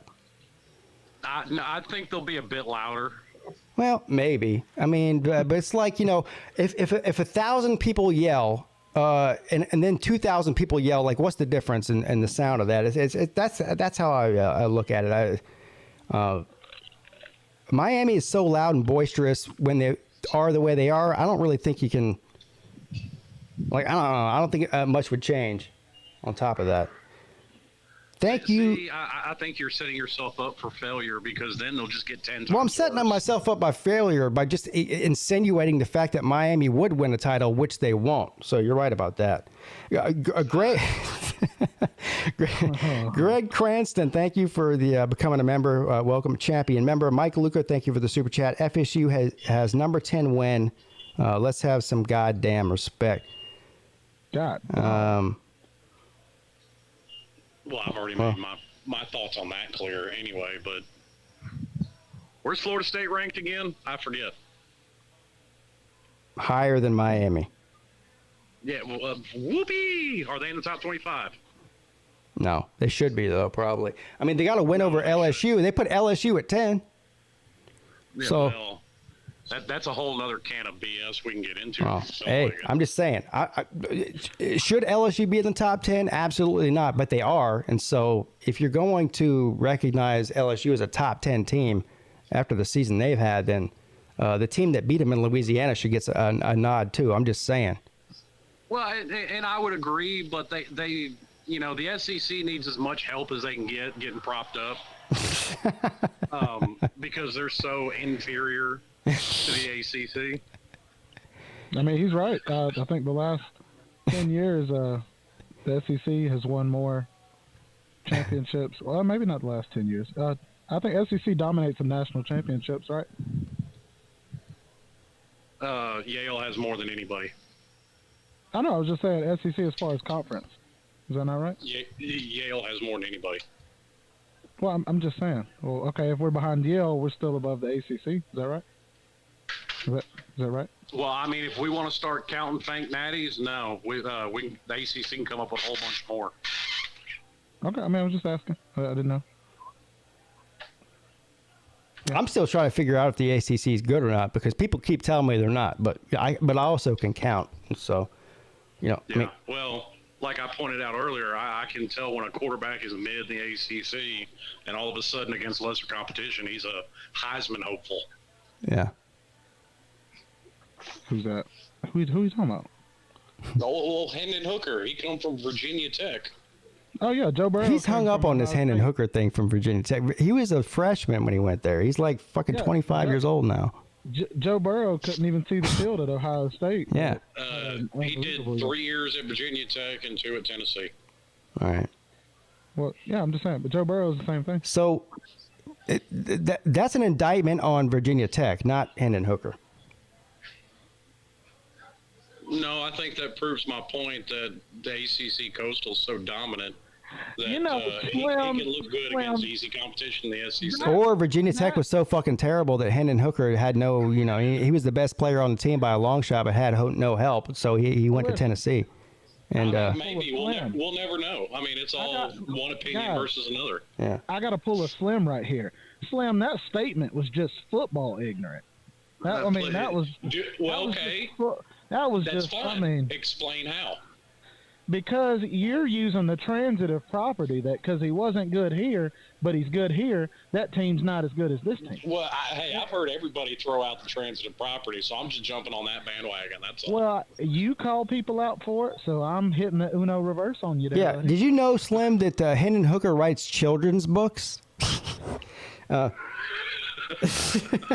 I'm pretty sure what was Josh Dobbs, right? Wasn't he an astronaut? Yeah. No, he was an alien. Oh. I'm pretty sure he was an astronaut. And he looked like an alien. He looked like an astronaut. So I mean, Tennessee quarterbacks. I mean, they're astronauts, children's book writers. I mean, how dare you besmirch their good name, my sir? Well, Tennessee fans do a good enough job of besmirching everything to do with that program. Facts. And okay, Tennessee fans are riding high now. You were riding high with Butch Jones in year 2 too. So let's give this 5 minutes and see where it goes. That's true. Be careful. The LGBT will get on to you for talking about Butch. No, I'll do 10 Hail Marys later as penance. Baylor man, how many days till college football starts? I don't want to disrespect this man's last name because, there might be a long history there. He might be proud of his name. Hooker, Hendon Hooker. But I'm pretty sure if my last name was Hooker, I'd change it. I'm just saying. I mean, I don't know. Like I said. Yeah, I mean, speaking of history, your last name came from your occupation back in the day. Oh, man. You know, Smith, they were generally blacksmiths. Yeah. I just call it like I see it. Yeah. Wow. Ladies of the night. That's what they're called. He was let's not forget, it's the world's oldest profession, so put some respect on their name. Jackson Cook, great point. Piggy Man Pete, have you picked the UGA game yet? And then he says thanks. Jackson, have you picked the? Yes, I did. So I picked Georgia to win a close one at home by less than a touchdown. The spread was, I believe, 8.5. Right? Yeah, I think you're right. Yeah. So I took Tennessee with the points. I mean, I think. First of all, this is a really hard game to figure out. Honestly, I mean, Georgia, I think, is the more balanced team overall, offensively and defensively, and it's at home, so that's the reason I'm giving them the nod. But Tennessee, they're a lot like Ohio State. If they get hot offensively, then you're in trouble. So yeah, I know. This could be good, man. I mean, like I just said, Georgia's got a elite defense, elite offense, which nobody really saw coming into the season. I didn't. I don't even think most Georgia fans thought that was going to happen. No. But if Tennessee gets hot, they can pull the upset. So, but I like Tennessee plus 8.5. Well, I do think Georgia has the ability to keep them from getting hot. I think their run game's good enough to drag down the pace of that game and just go on long, sustained drives. And I mean, the best way. What's Tennessee got in offense? How do you beat them? Keep them on the bench. I agree, dude. And okay, this is a stat for us. Last 5 weeks, Stetson has thrown 4 touchdowns and 3 interceptions in 5 weeks. Hendon Hooker has thrown 15 touchdowns and 1 interception. Georgia averages 5 less points a game, and it's because of their run game. So I agree, Slim. That was my thought. If Georgia can, solidify the run game in the beginning, they can drag it out. I think it's actually a little bit disrespectful to Tennessee that it's 8.5 point spread. I know it's in Georgia, but if you look at the two teams over the season, and it's close, all right. But I feel like that Tennessee has been slightly more impressive than Georgia, and Georgia's been amazing. Yeah. Don't get me wrong. No, but you're right. But Tennessee's defense is 84th in the country. Yeah. Their pass defense is 124th. I know. Well, and when it comes to offense, you can cherry pick stats that, kind of puts Georgia on par with Tennessee's offense. But, at the same time, if you're looking at, touchdowns and interceptions and those kind of numbers, Tennessee's light years ahead of Georgia's offense. Agreed.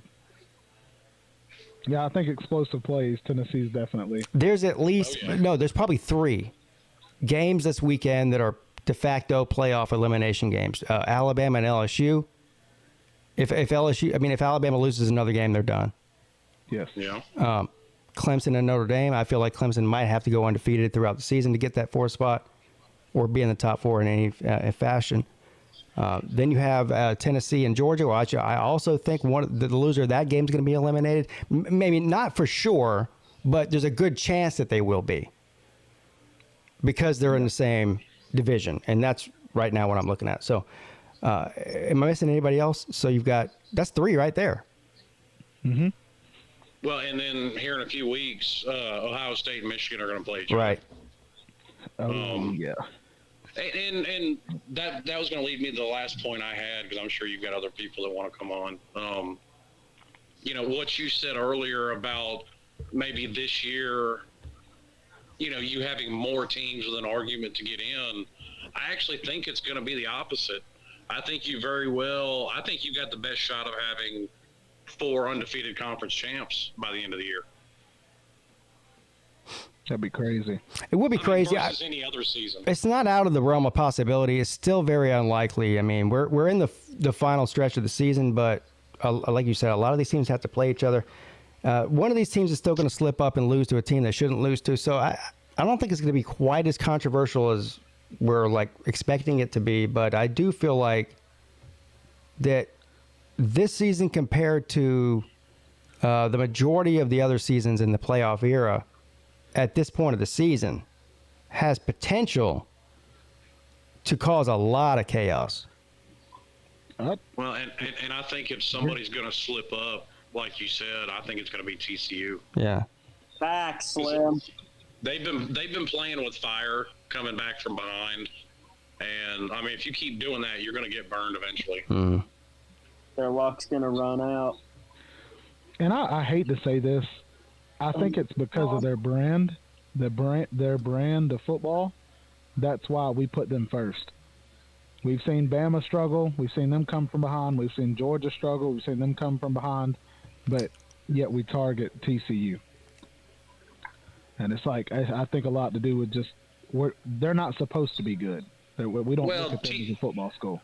Well, that and, Georgia did it this week but didn't do it this week. Bama did it this week but didn't do it this week. Yeah. TCU's done it 3 weeks in a row. That, yes, I do agree with that. Look, after 9 weeks, so 8 games pretty much per team and 1 bye week, anybody who's 8-0, I don't care if you're in the ACC, the Big 12, the fucking Moon League, if you're 8-0 at this point in the season, you're a pretty goddamn good football team. Period.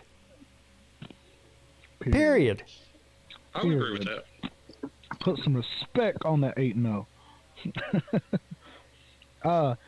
But yeah, that'd be crazy. TCU, Clemson, Georgia, or Tennessee, or in Michigan or Ohio State, that'd be a crazy playoff. I mean, that seems like the simplest solution right now.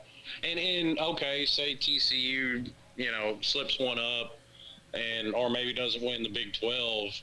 You're gonna have a lot of Tennessee fans arguing to get in. I don't think they're gonna have much of an argument as long as Oregon handles business and wins Pac-12. Yeah. Sorry, Tennessee. I know. Yeah, there's a lot of stuff that could happen. Yeah. I just think this is going to be the hardest season for a team that doesn't play in a conference championship to backdoor their way in. So, Slim, you've been on here for a while, and you're a disappointing. Well, I mean, you're a disappointed, not disappointing, fan of a disappointing team, and so I thought it would be only natural and fair to bring on Baylor Man, who's also a fan of a team who he's disappointed in. So you guys can be disappointed together. Well, you pointed out several times this season, I was kind of talking people back, so I'm not. My disappointment level isn't very high. I mean, I expected a little better, but not huge. You didn't expect what Baylor expected. Yeah, no, I agree. Who's more disappointing, Baylor or Miami? I had Baylor picked to make the playoffs, so. Yeah, me too. Our offensive coordinators to blame. Hey, you know what? From what I hear out of Miami fans, our offensive coordinators to blame for the offensive line not blocking, the wide receivers not catching, and a second-string quarterback throwing 4 interceptions. Our offensive scheme just sucks. It's outdated by several decades. Baylor man. Real quick, thank you, Harriet Nix, for being an amazing member of the channel. Mike Lucas says, does an 11-2 LSU SEC champ get in? Yes. The SEC champ's getting in. So that's the answer to that question. I mean, the SEC champ, if they had 3 losses, would get in the playoff. Ouchie. They would. I don't know about that. They would. Do you really believe that the winner of the SEC is not getting in the playoff in any scenario? The answer is no, sir. A three loss any conference championship. Yeah, I mean, first of all, the likeliness of that happening is low. But if it did, they would get in. They would. You know it. You're probably right. Yeah. And I'm not like an SEC biased conspiracy person. I mean, I think that for the most part, I mean, the media might give a little bit more attention to maybe the Big Ten and the SEC than other conferences as a whole. But that's all money related. It's because that's where the majority of the people that are watching it are living. Well, but I think it's less a conference bias thing and more a brand name thing. I give the SEC this much. Do you think so, though? Probably the conference with the most brand name. Yeah, because you see it with Miami, too. Go back to 2017. They were so overhyped, everybody was sucking their dick.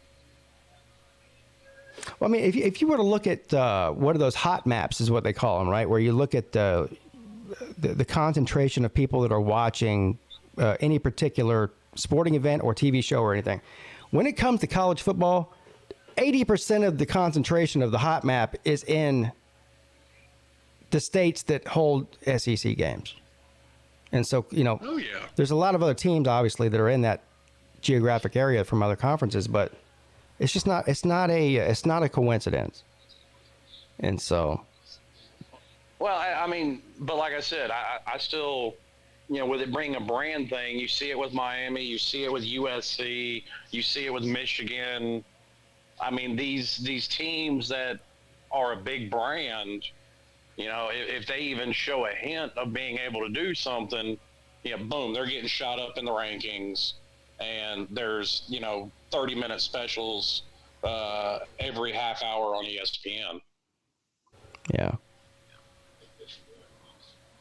Do you believe that Clemson has to win by 30? 30! To be a playoff team in that?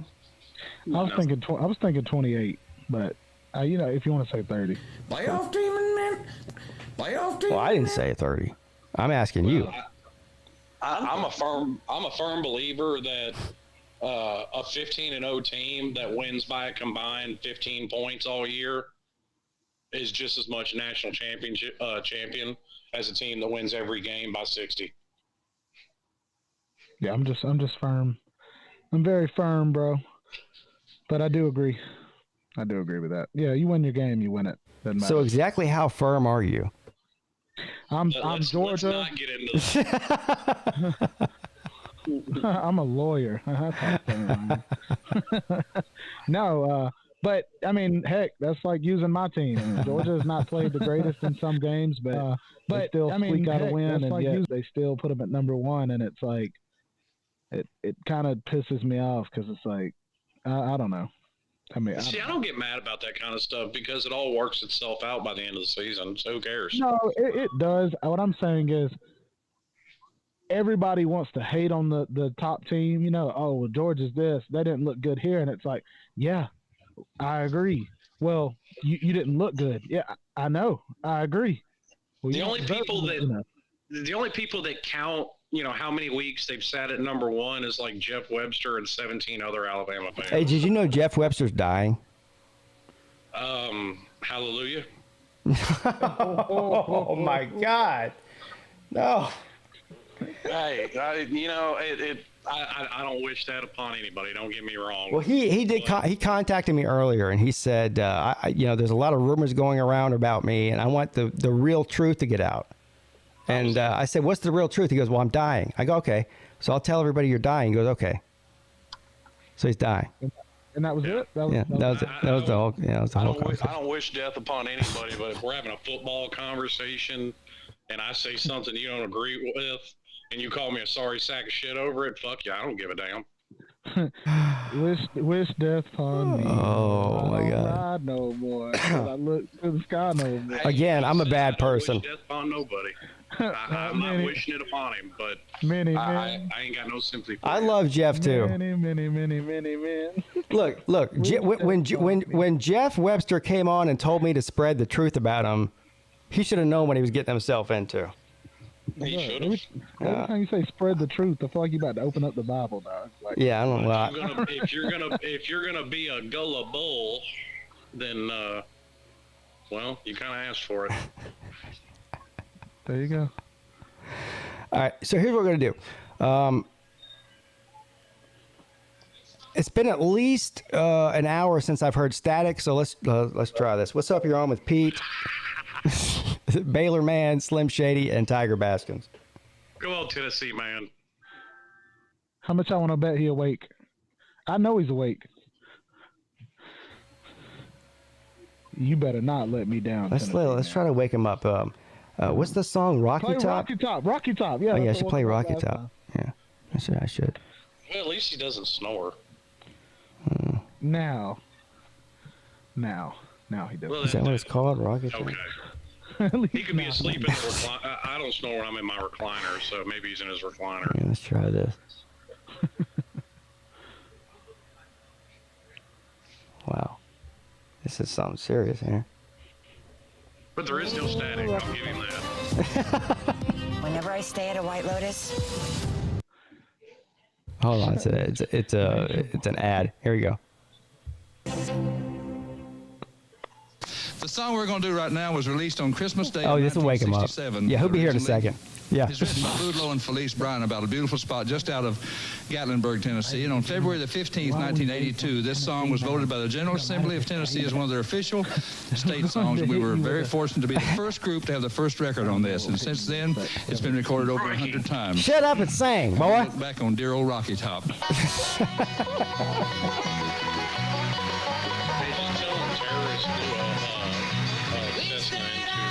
Oh, Rocky Top. Oh man, you guys got to see this. This is the visual might be better than the audio. Hold on.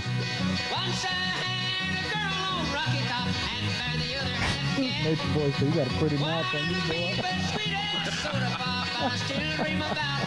I'm gonna get the show shut down. Hey, fuck me, fuck my show tonight. I'm gonna get it taken down. I just love how the guy doesn't look inside of it at all. He's so mad. I don't get it. How you doing today, Bob? That's good, right?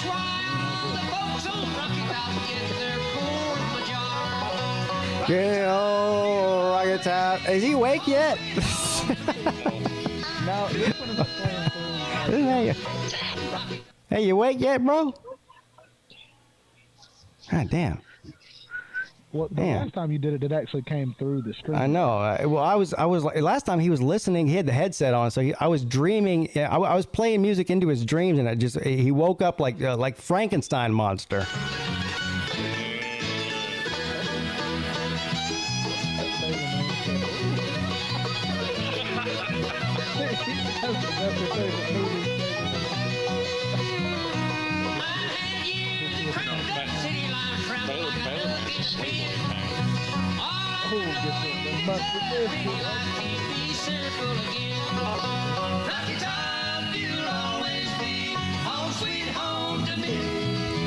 Good old Rocky Top. Yeah.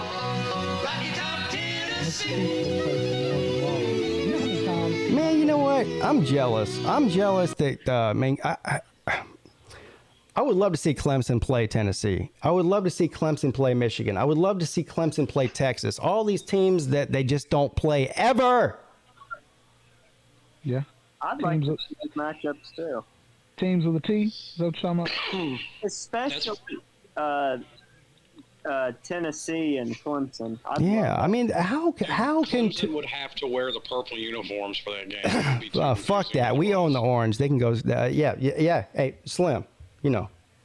Yeah, you can go fuck yourself. Yeah, you can go fuck yourself. And so can Tennessee. Clemson owns the orange, not them.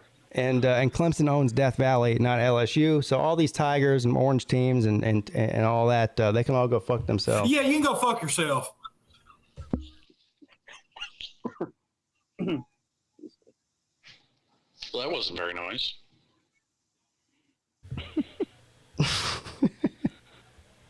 I was just pointing out how confusing it would be for a fan.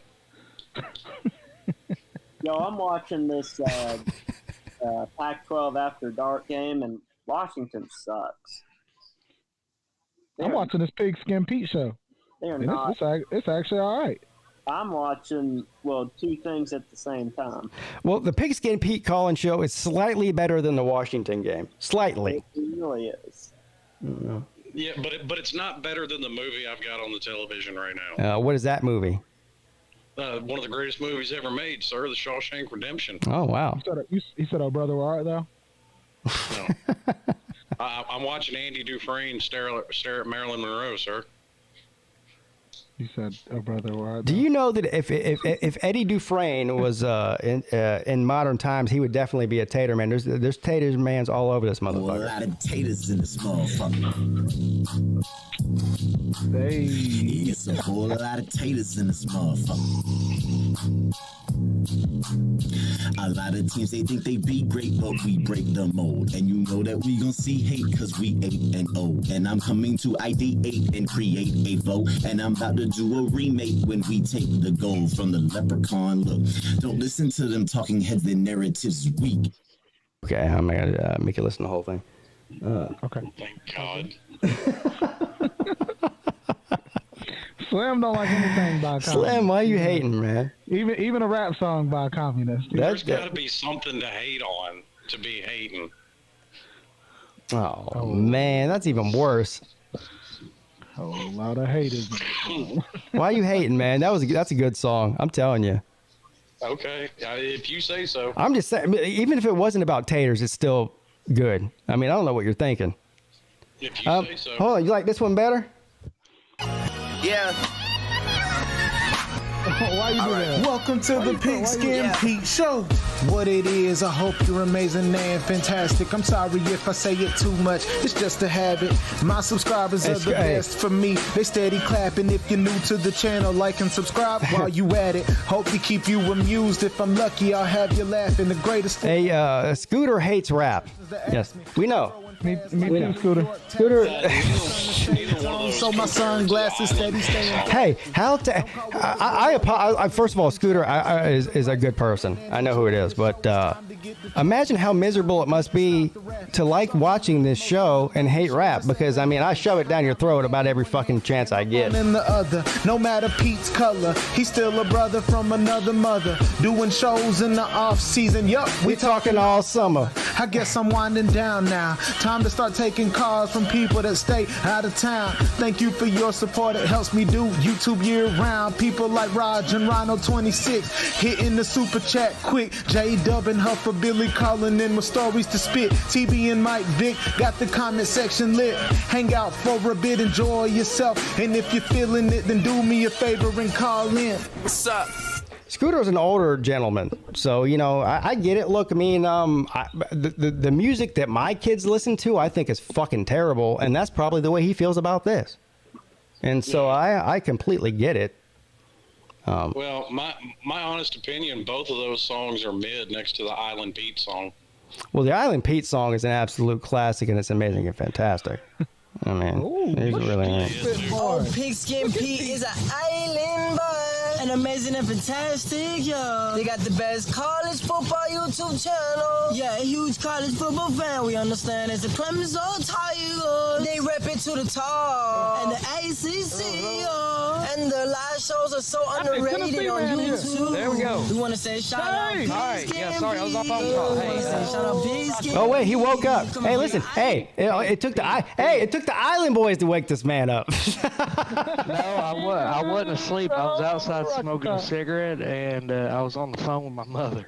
You telling me that we've been in here singing Rocky Top, and you were on the phone with your mother? Tennessee man is an island boy, but there's no islands in Tennessee. Time out. Hey, Pete, quick question. First question. How do I sound right now? Sound like a Tennessee man. Yeah, you sound like you sound every time right before you don't sound like that anymore. So we'll see in a minute. So, Now, I am going to say... I'm at my dad's house on Wi-Fi, so see if it's different. Wow. All right. What's Wi-Fi? Well, this will be I'm going to say this. You need to get your priorities straightened out, sir, because I would absolutely hang up on my mother to call into this show. Yeah. Okay? All right, so listen. Now, come on. That's my mother. I would absolutely hang up on my mother to call into this show. Oh, come on. You would hang up on your own mother? Yes, I would. Yes, he would. And but by the way, what about your daddy? I mean, I just Answer me when I ask you, who is your daddy? The phrase, who's your daddy? Does daddy not matter? Daddy. All right. Hey, all right. Enough cutting up. So you're on the eve of the biggest game in Tennessee's football season this year, and really how long has it been since Tennessee's had a game this big? Well, I know you're gonna. Hold on now. You're gonna tell me a couple weeks ago. I don't want to. No, stop it. I'm talking about how many years ago. Probably when Miami was good. Florida game. When Miami was 2001. good. Yeah. 2001.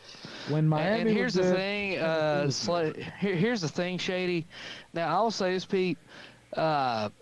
On Twitter, in my spaces that I do. Oh, by the way, Pete, you've got me. You and Lou have got me famous because actually somebody recognized me from calling in. They said, "Hey, you don't sound staticky." Jesus Christ.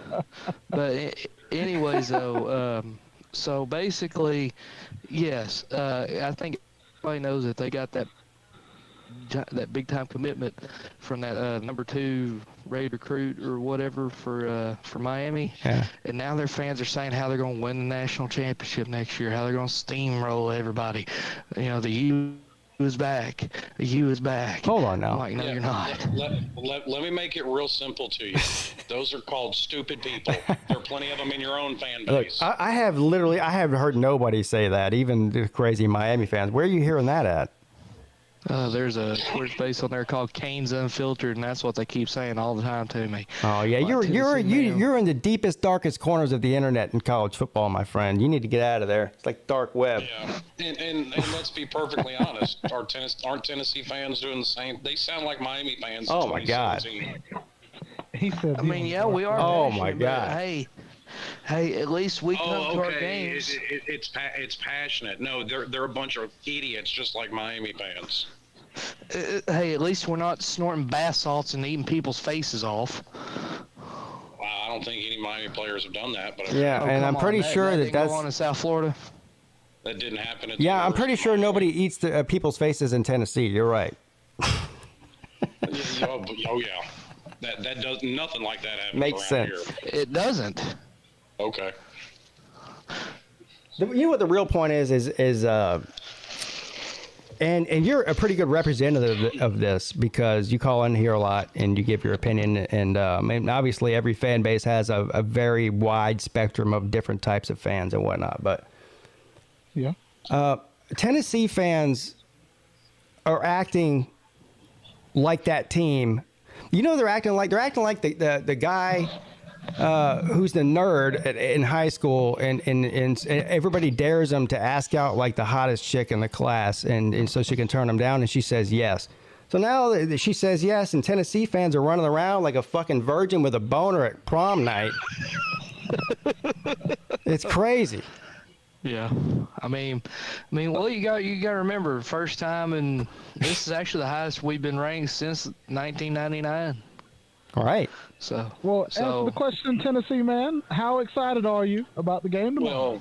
Well, much like Miami, one season doesn't mean you're back. Didn't count. Well, I don't think. I'll say this. I don't think this is a flash in the pan. I don't think we're going to win the national title next year. Buckeyes still win 9-10 games. No, here's the thing. Like, a lot of people keep comparing this year's Tennessee team to that 2019 LSU team. There's a huge difference.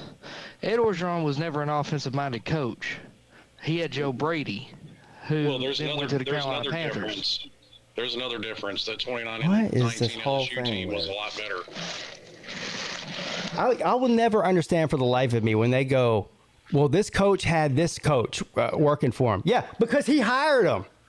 Right. I mean, if people are like, well, Brent Venables, yeah, guess who hired him? Dabo Swinney. We'll be like, Tony Elliott, yeah, well, guess who hired him? Dabo Swinney. Well, Clemson's best offense in the past 10 years was Chad Morris. Well, guess who hired him? Off of a high school field, yeah, Dabo Swinney.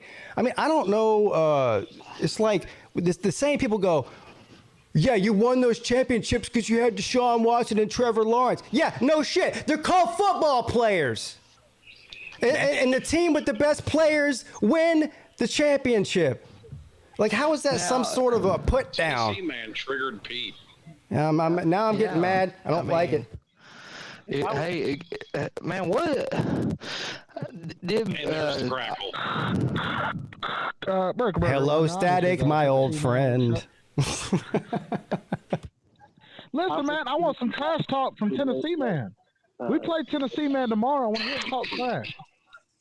All right, yeah, I want to hear some trash talk. I'm thinking of actually. Okay. You want some trash talk? Okay. Yeah, can I? By the way, real quick, before you get into your terrible trash talking session, I want to let everybody know if there's any Notre Dame fans at all that would like to call in and trash talk with me, I would really appreciate it, and I'm also in the mood for it. So. Wow. Yeah. Well, and before you get into Miami, that was Georgia man that said that to you. The team you're playing. So yeah. Well, whatever, and once again, whatever Miami does on the field, does that make any statement I say about Tennessee any less true? No, it doesn't. Well, here's the thing there, Sonny boy. You know, if you look at it, you know, when it comes down to Miami, yeah, y'all had that hot year in 2017, because I hear you keep bringing up about Tennessee. Oh, well, had the year in 2017, they were. That's what you're having is your hot year. Have fun. Damn it. Okay, so, bro. So here's. How do you see Tennessee doing next year? Okay, until proven otherwise, the same way Butch Jones went. I'm holding on I'm holding on with this by a thread right now. I'm just gonna go ahead and be honest with you. So are you wanting to put Notre Dame fans in a casket? Yeah, I'm going to put them in a fucking casket. All right. Well, I don't have to. I mean, their own football team is going to put themselves in a casket, but I can sit back and laugh at it. I mean, I don't feel well. How about now? Jesus. Life shouldn't be that stressful. If this is my show 2 weeks in, by week 10, I'm going to be doing the show from a casket. Look down in the bayou. You have to look down in the bayou to find anything that resembles a good football team compared to Notre Dame, because let's be honest, LSU is better than Notre Dame, and that's a really hard pill for the Irishman to swallow, because Brian Kelly, who's a big fucking joke, is doing a better job at LSU right now than Marcus Freeman is at Notre Dame. And Clemson's going to go over there, and they're going to bend him over their knee, and they're right there on primetime television, going to shove it in raw. And everyone's going to get to see it. And all the people that have been crying about Clemson being at number 4 since the rankings came out last Tuesday are going to have to eat their words with that. But that's not unusual at all when it comes to people talking about Clemson. Every single year, every single week, they're going to lose every single game. But yet, at the end of the day, they're always there in the forefront of the conversation in everybody else's minds. So in the great words of Raj, you can all go fuck yourself. Go Tigers. And there's a lot of tater mans in this motherfucker, too. Yeah, you can go fuck yourself. Yeah, Nate. I mean, Pete's on it tonight. No, Pete's violent. I don't know what's. All right, try again, Baltard. Yes. All right. Well, here's the thing, Georgia man. Can I ask you a question? Yeah, well, you do not have static, so I'm proud of you already before you even ask the question. Well, I turned my volume down. I like it. Maybe it's just too loud or something. I like it a lot. Who's that coming down the tracks? The Georgia Bulldogs. No, you should know this champ. Who's that coming down the tracks? Dude, Georgia Bulldogs. Are you sure you're a Georgia fan? This pretty sad because I even know the champ. Look, well, I don't know. I just know that Georgia's. It's the mean machine in red and black. Georgia Bulldogs. And there ain't nothing finer in the land than a drunk, obnoxious Georgia fan. The Georgia Bulldogs. Let me ask you this: how was the Ray Goff era for Georgia? I'm just here so I don't get fined. The game's tomorrow. Can we talk about 2022? I want you to talk crap to me, son. I want you to Slim. make me not go to sleep tonight. Hey, Slim, what do you think? What do you think Tennessee's record is going to be in 2037 in the regular season? I think by then they will have expanded the season and they will go I'm going to call. Oh, so what you're saying, Slim, is that nobody gives a fuck, right? Yeah, pretty much. All right. So what about the game tomorrow? Okay. So the big question mark, really, if you actually think about it, of course, the matchup everybody's looking at is Tennessee's offense against Georgia's defense. How will that go? But really, the matchup I want to see is Stetson Bennett and Brock Bowers and Dijon Edwards and Kenny McIntosh going against Tennessee's defense, which is getting better. I know we all know what's going on with Tennessee secondary, how they've been all year, but they have been banged up. They've been injured, and they've been having to play a lot of third stringers. And they've been in jail.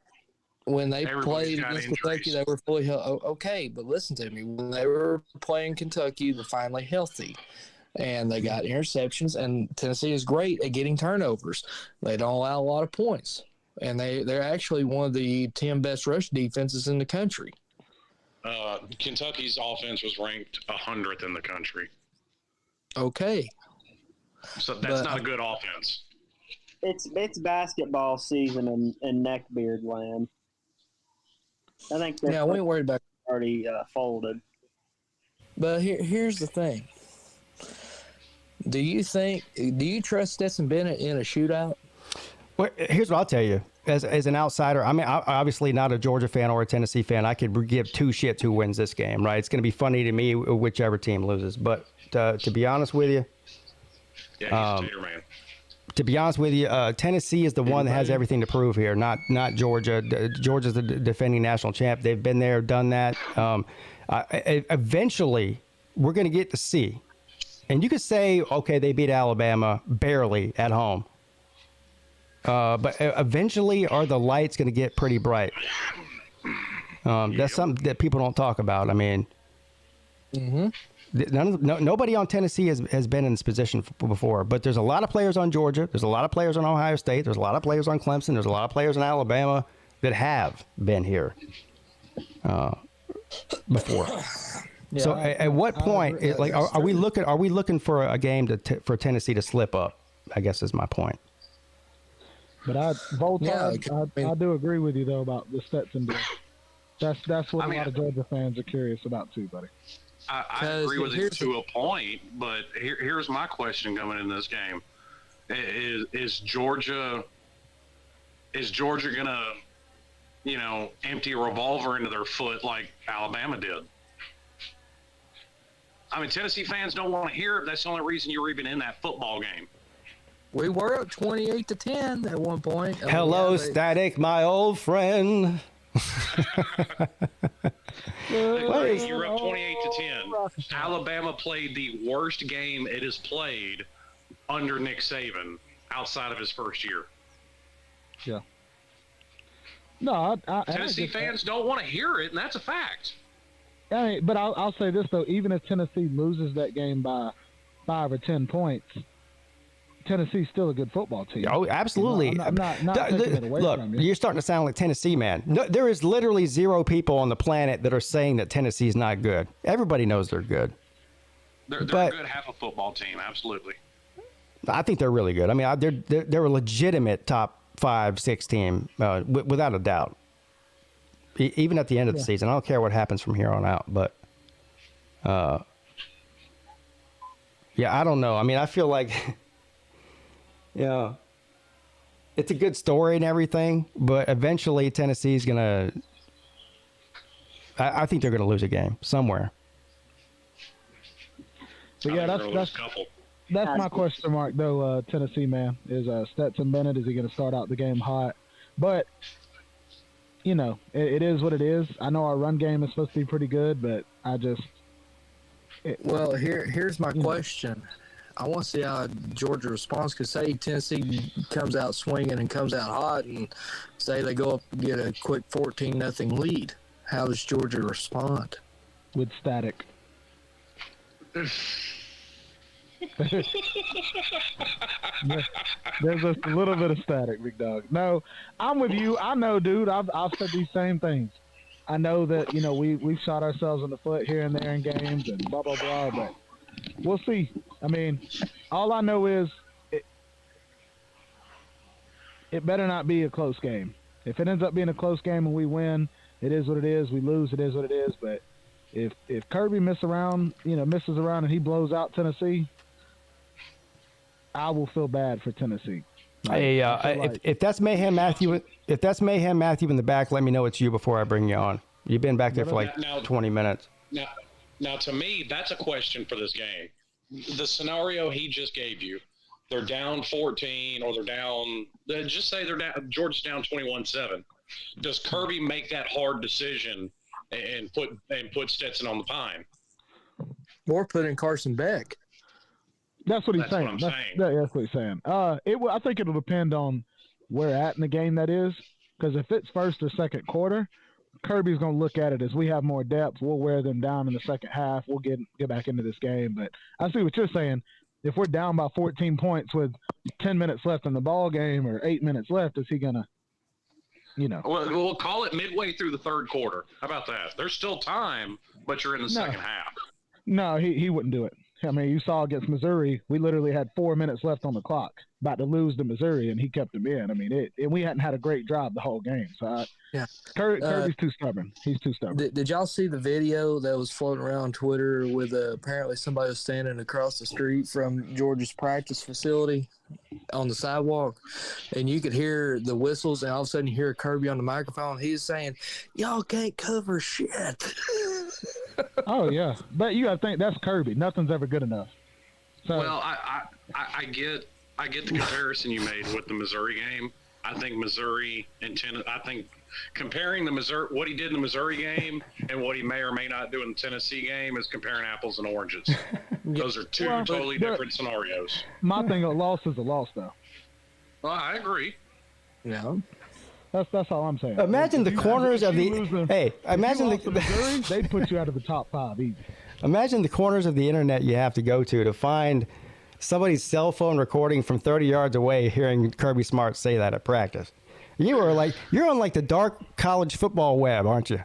Oh boy, yeah, No, I seen a Georgia Twitter page share it. I thought it was funny.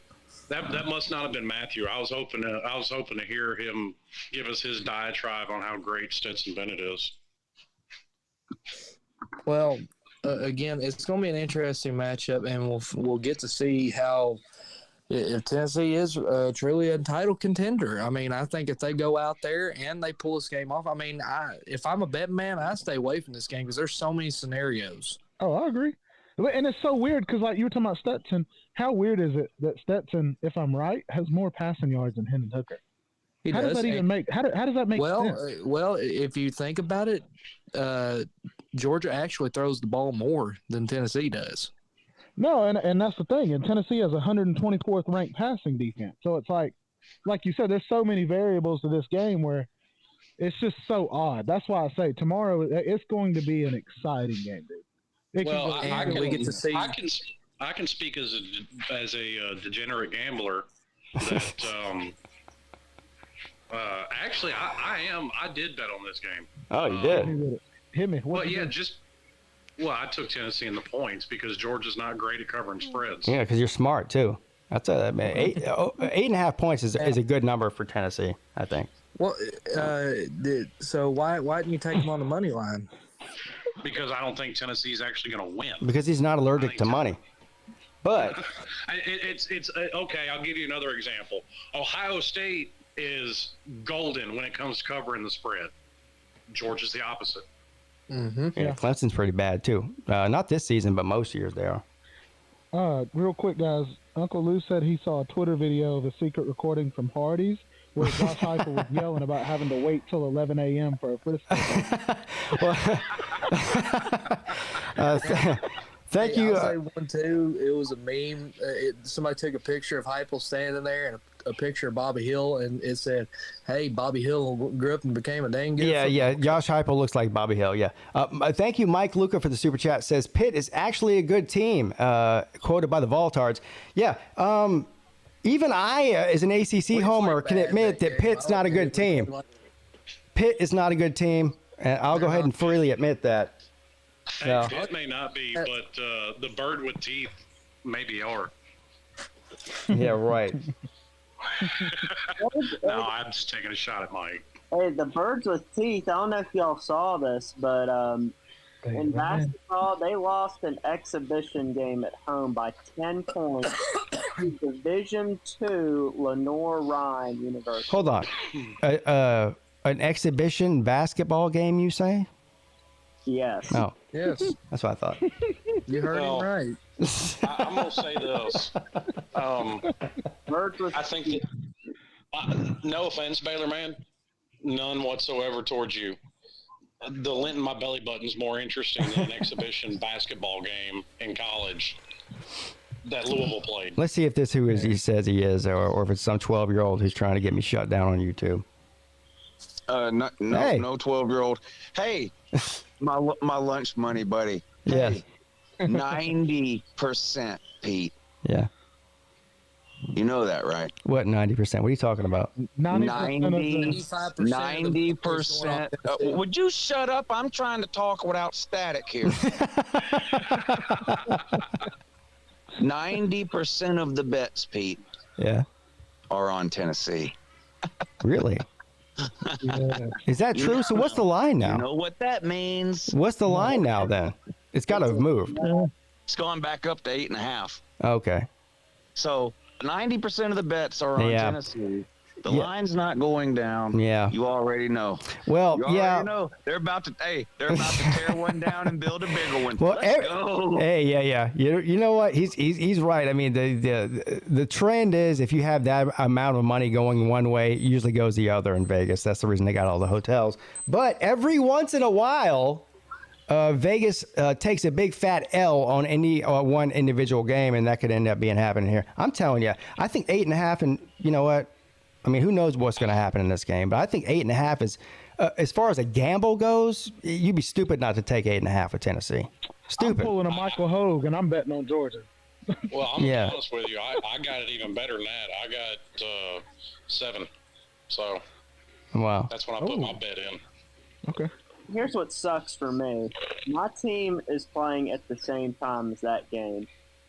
Well, but your team... On we're on ESPN Plus. Exactly. Nobody gives a shit about Baylor. I'm sorry, Baylor man. I don't either. He does. He's Baylor man. You know what? How dare both of you for trying to downgrade and besmirch the good name of Baylor and Baylor man? Yeah.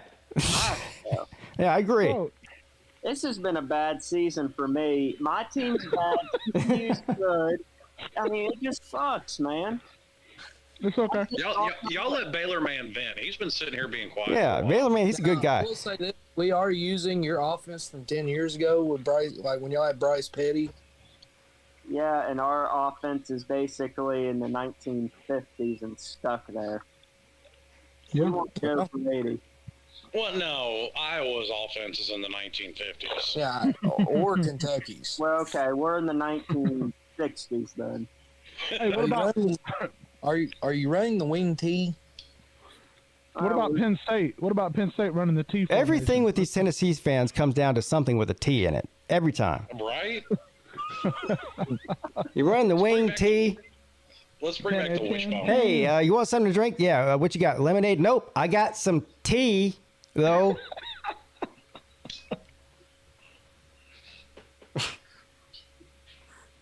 But it's been fun. You know, like I said, it's been a great week. I've been so looking forward to this game all year, probably more than the Alabama game, because this one's for the SEC East. And I'll say this, you might think it's a bold prediction. I think whoever wins this game wins the SEC.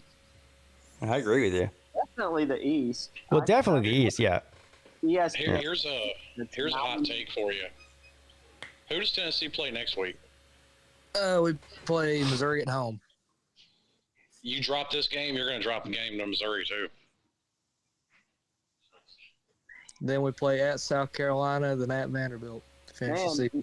Missouri's running on a high with that big win against Gamecocks.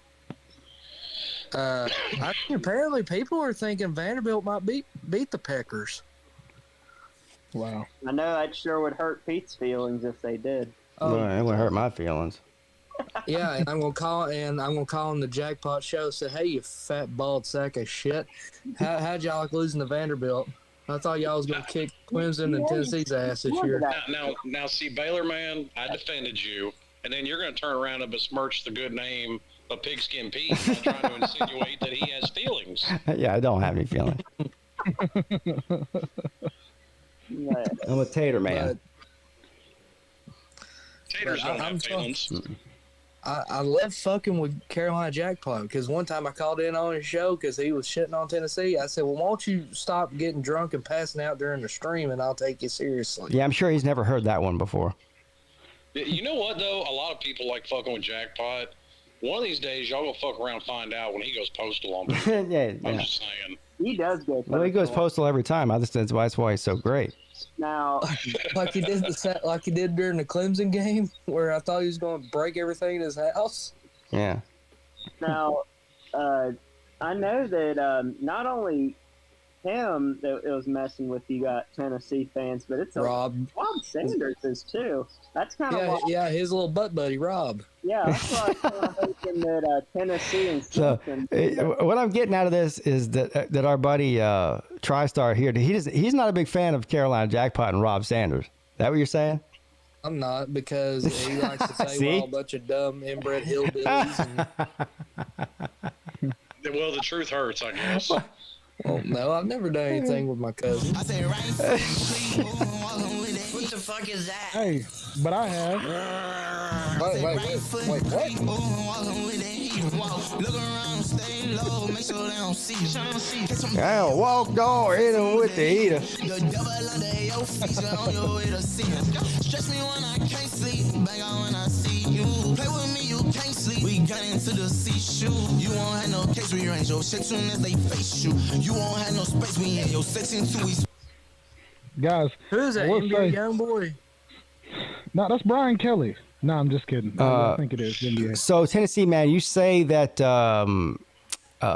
Rob was calling Tennessee people a bunch of what'd you say? Inbred?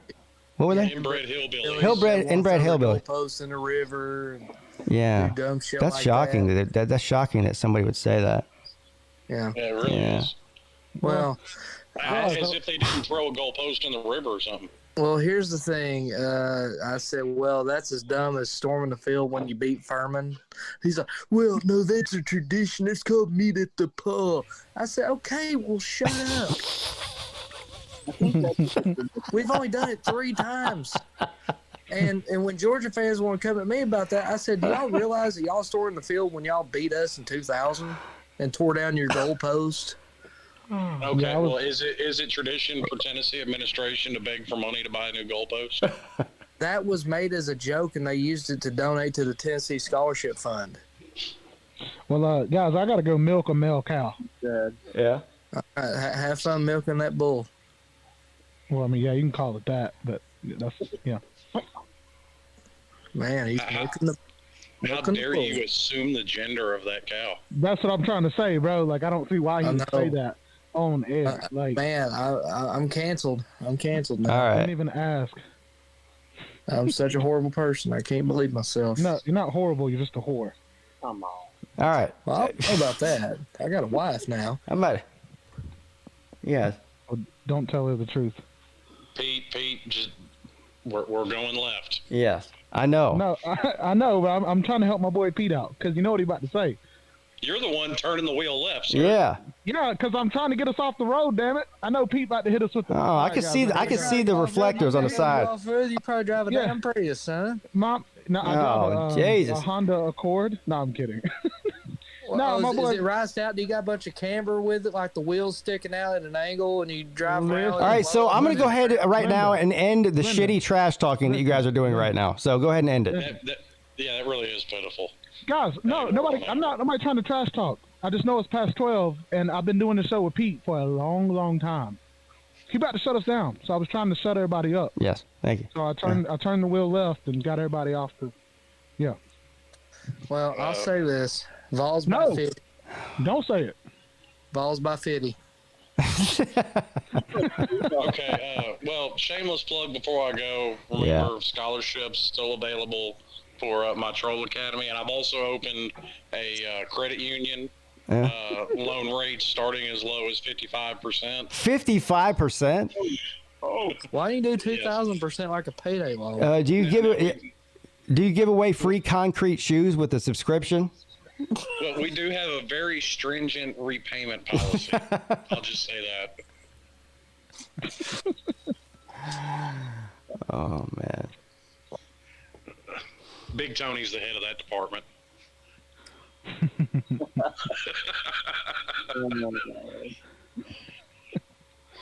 I don't know. A bunch of people were hitting me up for money, so I was like, okay, I'll just open up a credit union.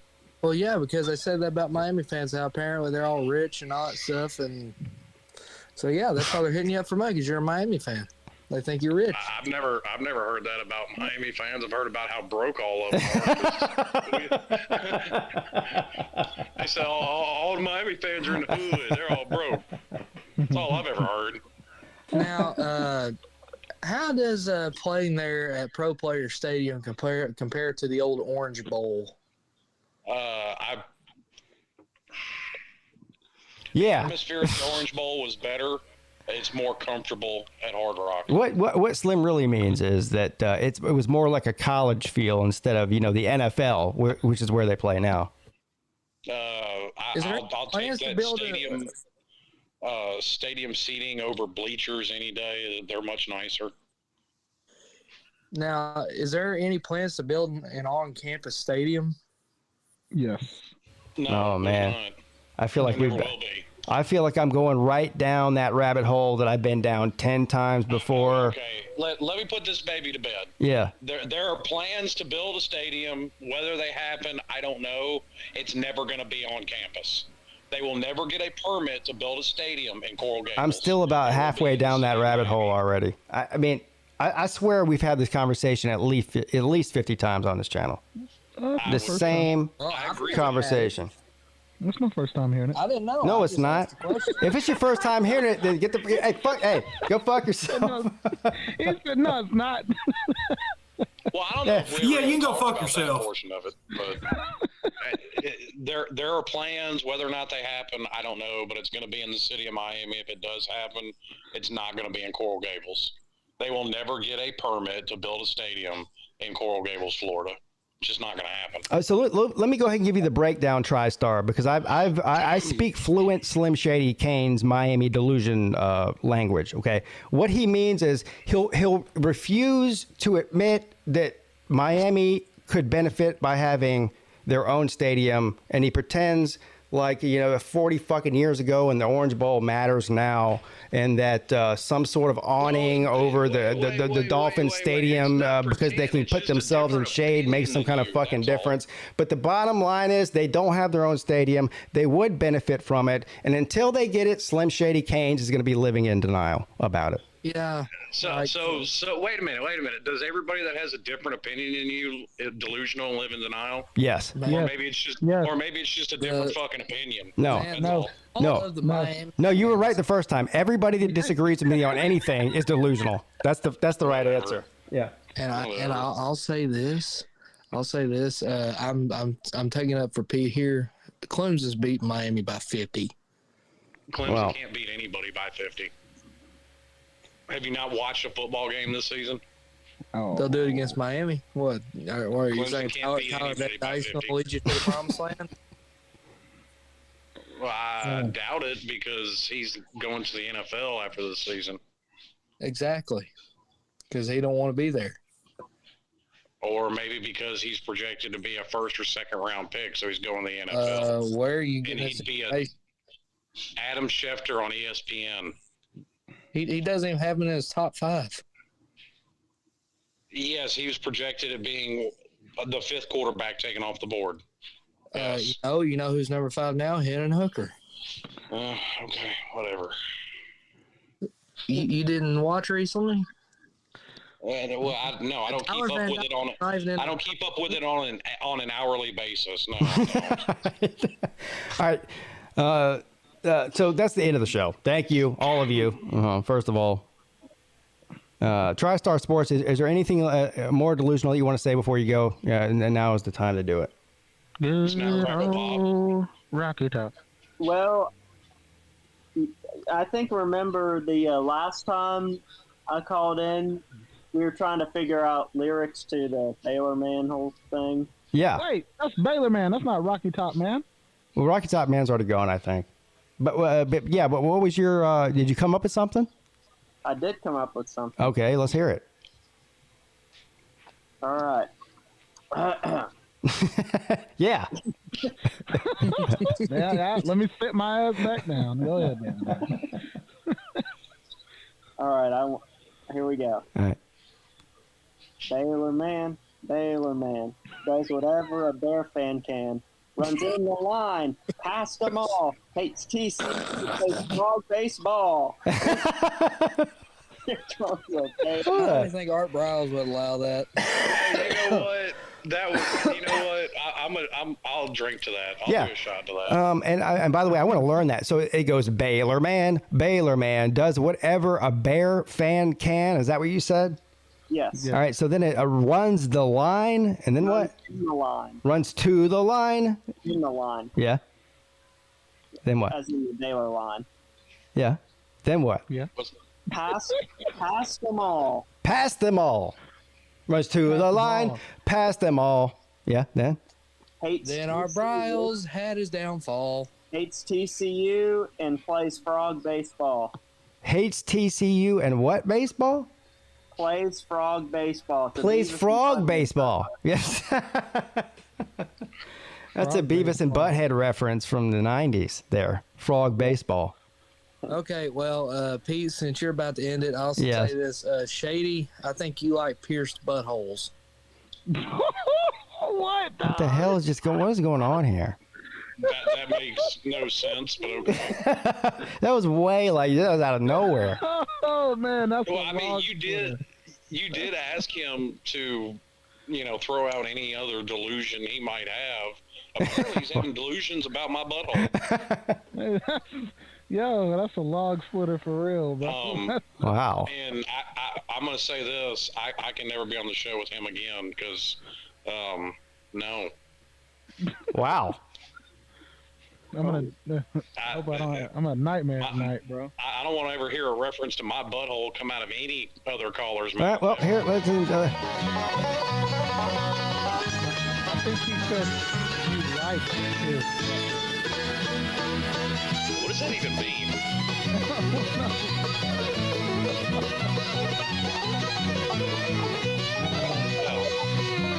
guess I'm going to go lay in bed and contemplate that for a few hours. I'm thinking he's talking about like the big boot.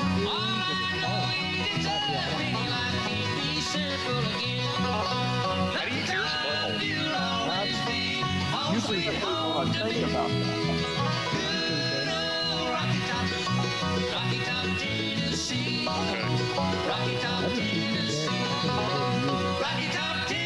Oh boy, look like he's running down the yellow brick road right now.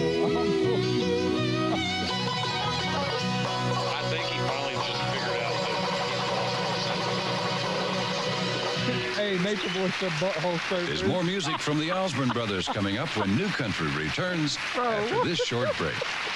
I mean, I know Tennessee was trying to burn me somehow, but I think he ended up hold on. Sorry. burning himself.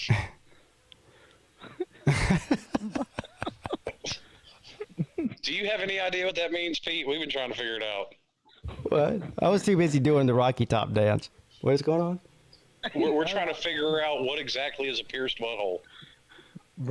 Yeah, I don't know. I didn't know that was a thing. But then again, I'm not from Tennessee, so Hey, guess what? That don't happen in West Tennessee. Oh, it doesn't. Throwing that out there. It's only so butthole piercing is an East Tennessee thing. Is that what you're saying? Apparently it is over there with the ball tard. East side. Wow. Well, you learn something every day. I did not know that. I'm going to clip. Makes me glad we got out of Pigeon Forge in one piece. There you go. Or without a piercing. Yeah. Hey, what do you guys think the chances are that balling with AC in the back room is actually balling with AC? 15 to 17%. Yeah, I'm about with you there. I'm gonna clip Pete dancing the Rocky Top and put some rap music in the background. I'm telling you what. You just saw the first and last time I'll ever do the Rocky Top dance, and I already mastered it. I mean, that tells you how dumb you have to be, or not smart you have to be to learn that dance. Because I taught it to myself, practiced it, and performed it all at the same time just now. No, I loved it. The elbows were to the side, Yeah. perfect length, perfect height. It was good. Yeah. Well, I am white. I guess it comes. It's probably in my DNA. You know what I'm saying? I mean, is it because Tennessee and Clemson have the same color? It does look sort of like eerily similar to some sort of Irish dance, and I am Irish, so I guess it comes naturally. You know, I've never done one of those things like, you know, who's that famous guy that's doing the bluegrass, like, what kind of dancing do you call that with your feet? You know what I'm talking about? Tap dancing? No, it's not tap dancing. It's like river dance. Yes. River dance. Yeah. So whoever that guy is, went viral for Tennessee. Like, I feel like that's ingrained into white people's DNA. Like, all you got to do is just show them that, and all of a sudden they know how to do it and shit. You know, like. Now wait a minute. Now I grew up in the projects, and all I ever heard is white folks ain't got no rhythm. River dance. We just start twitching and dancing and be like, where'd you learn to do that? I don't know. It's just somehow I just know how to do it. As soon as that music comes on, a real deep voice, you've unlocked a new level.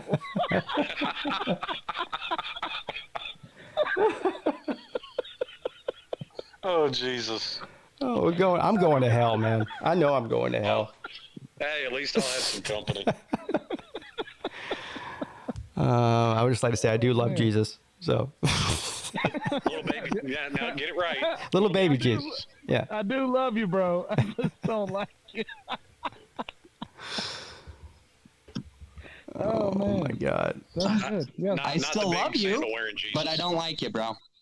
This is, do you know what independence looks like, bro? You're staring at it. Does independence have anything to do with pierced buttholes? I would imagine that pierced buttholes are probably acceptable in a free society. Yeah. I don't think so. Yeah. I mean, I don't know why you would do that, but. I didn't know that was a thing. People I'm going to bleach have to them. Google that when I get out of here. But people bleach them, so I mean, you can't pierce it. Do whatever you want to it. It's your butthole. In fact, it's my cake, and I'll eat it too. I'm all for butthole rights. All right, guys, that's the end of the show.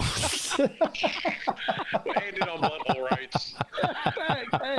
Hey, the butthole rights. Hey, I agree, bro. We out, everybody. Yes. All right. Yes. Vote for President Hemorrhoid for butthole rights, guys. I love you. All right. Thank you. Thank you, Baylor, man. I appreciate you, brother. Yeah, and shout out to the hemorrhoids, the Audi of the butthole. Yeah, I'm kicking him out too. Oh man.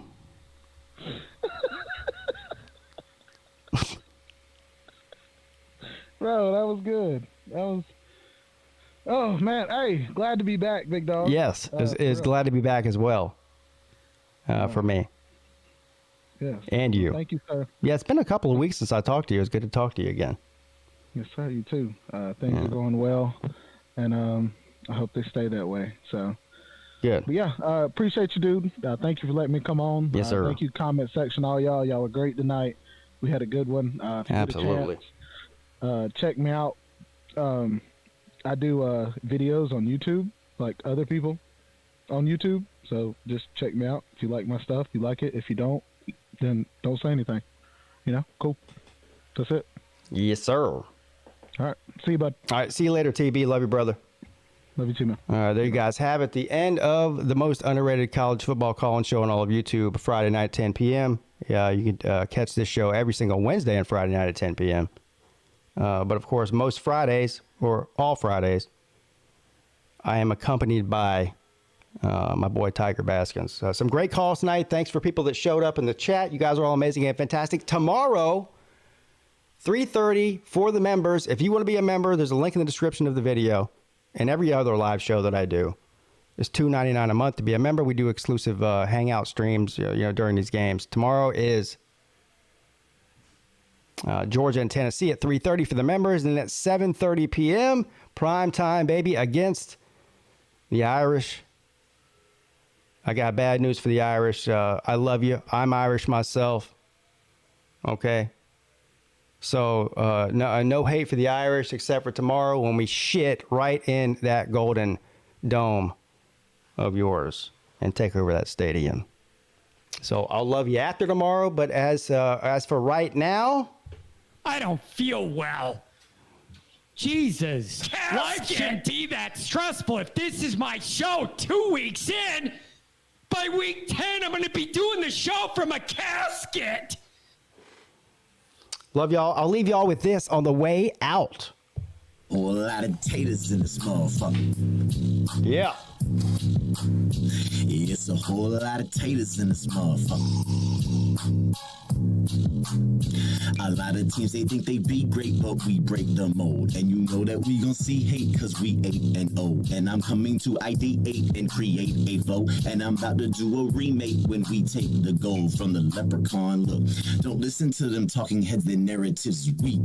Tune get on the TV and they yammer on so frequently. Oh yeah, they're talented, but playing in the ACC pay millions, but they're analyzing it so lazily. We got the keys in the ignition, and my man DJ the ukulele on a mission. Read the defenses and he plan and make decisions, and he scan and make incisions with mechanical precision. Listen. So cry about the refs like the Buckeye fan base, cause whiny fan takes is something Tatum man hates. Stacking wins like Hungry Jack with pancakes. Oh, you think you can take us pull up on that handbrake, cause we some taters in this motherfucker. And there's a whole lot of haters in this motherfucker. Yeah, look, let's talk about them chickens. You know the only thing they're good for is finger licking. Thinking about the best seasons, it's really slim pickings. Best team in SC, it's them Busham County Pickens. Look, a Tatum and they really do not know how good it is to beat them down. No, it does not require wit, surgery, and yes, I truly feel delighted in the misery. Turn on the TV and I see them lose to misery at home. Yo, and you can take your cues from Paul, yeah, it's fine, bomb. And you can roll with your Vols or your Tide, dog. The one thing can't be denied, we gon' ride with the kids, with the lids, with the paws on the side, dog. The boys in orange got the crowd going bad shit, and we can move it on the ground and we can pass it, and we gon' put them leprechauns into a casket up in this motherfucker. Casket! I don't feel well. I don't feel well. Taters in this motherfucker. Yeah. Now go ahead and put them kids to sleep, cuz you know my tiger claw digs in deep, cuz throwing bows to the nose, ripping clothes on the show here with my tater man, PigskinPeete, and we some taters in this motherfucker. Yeah. Yo. And there's a whole lot of haters in this motherfucker. Yeah.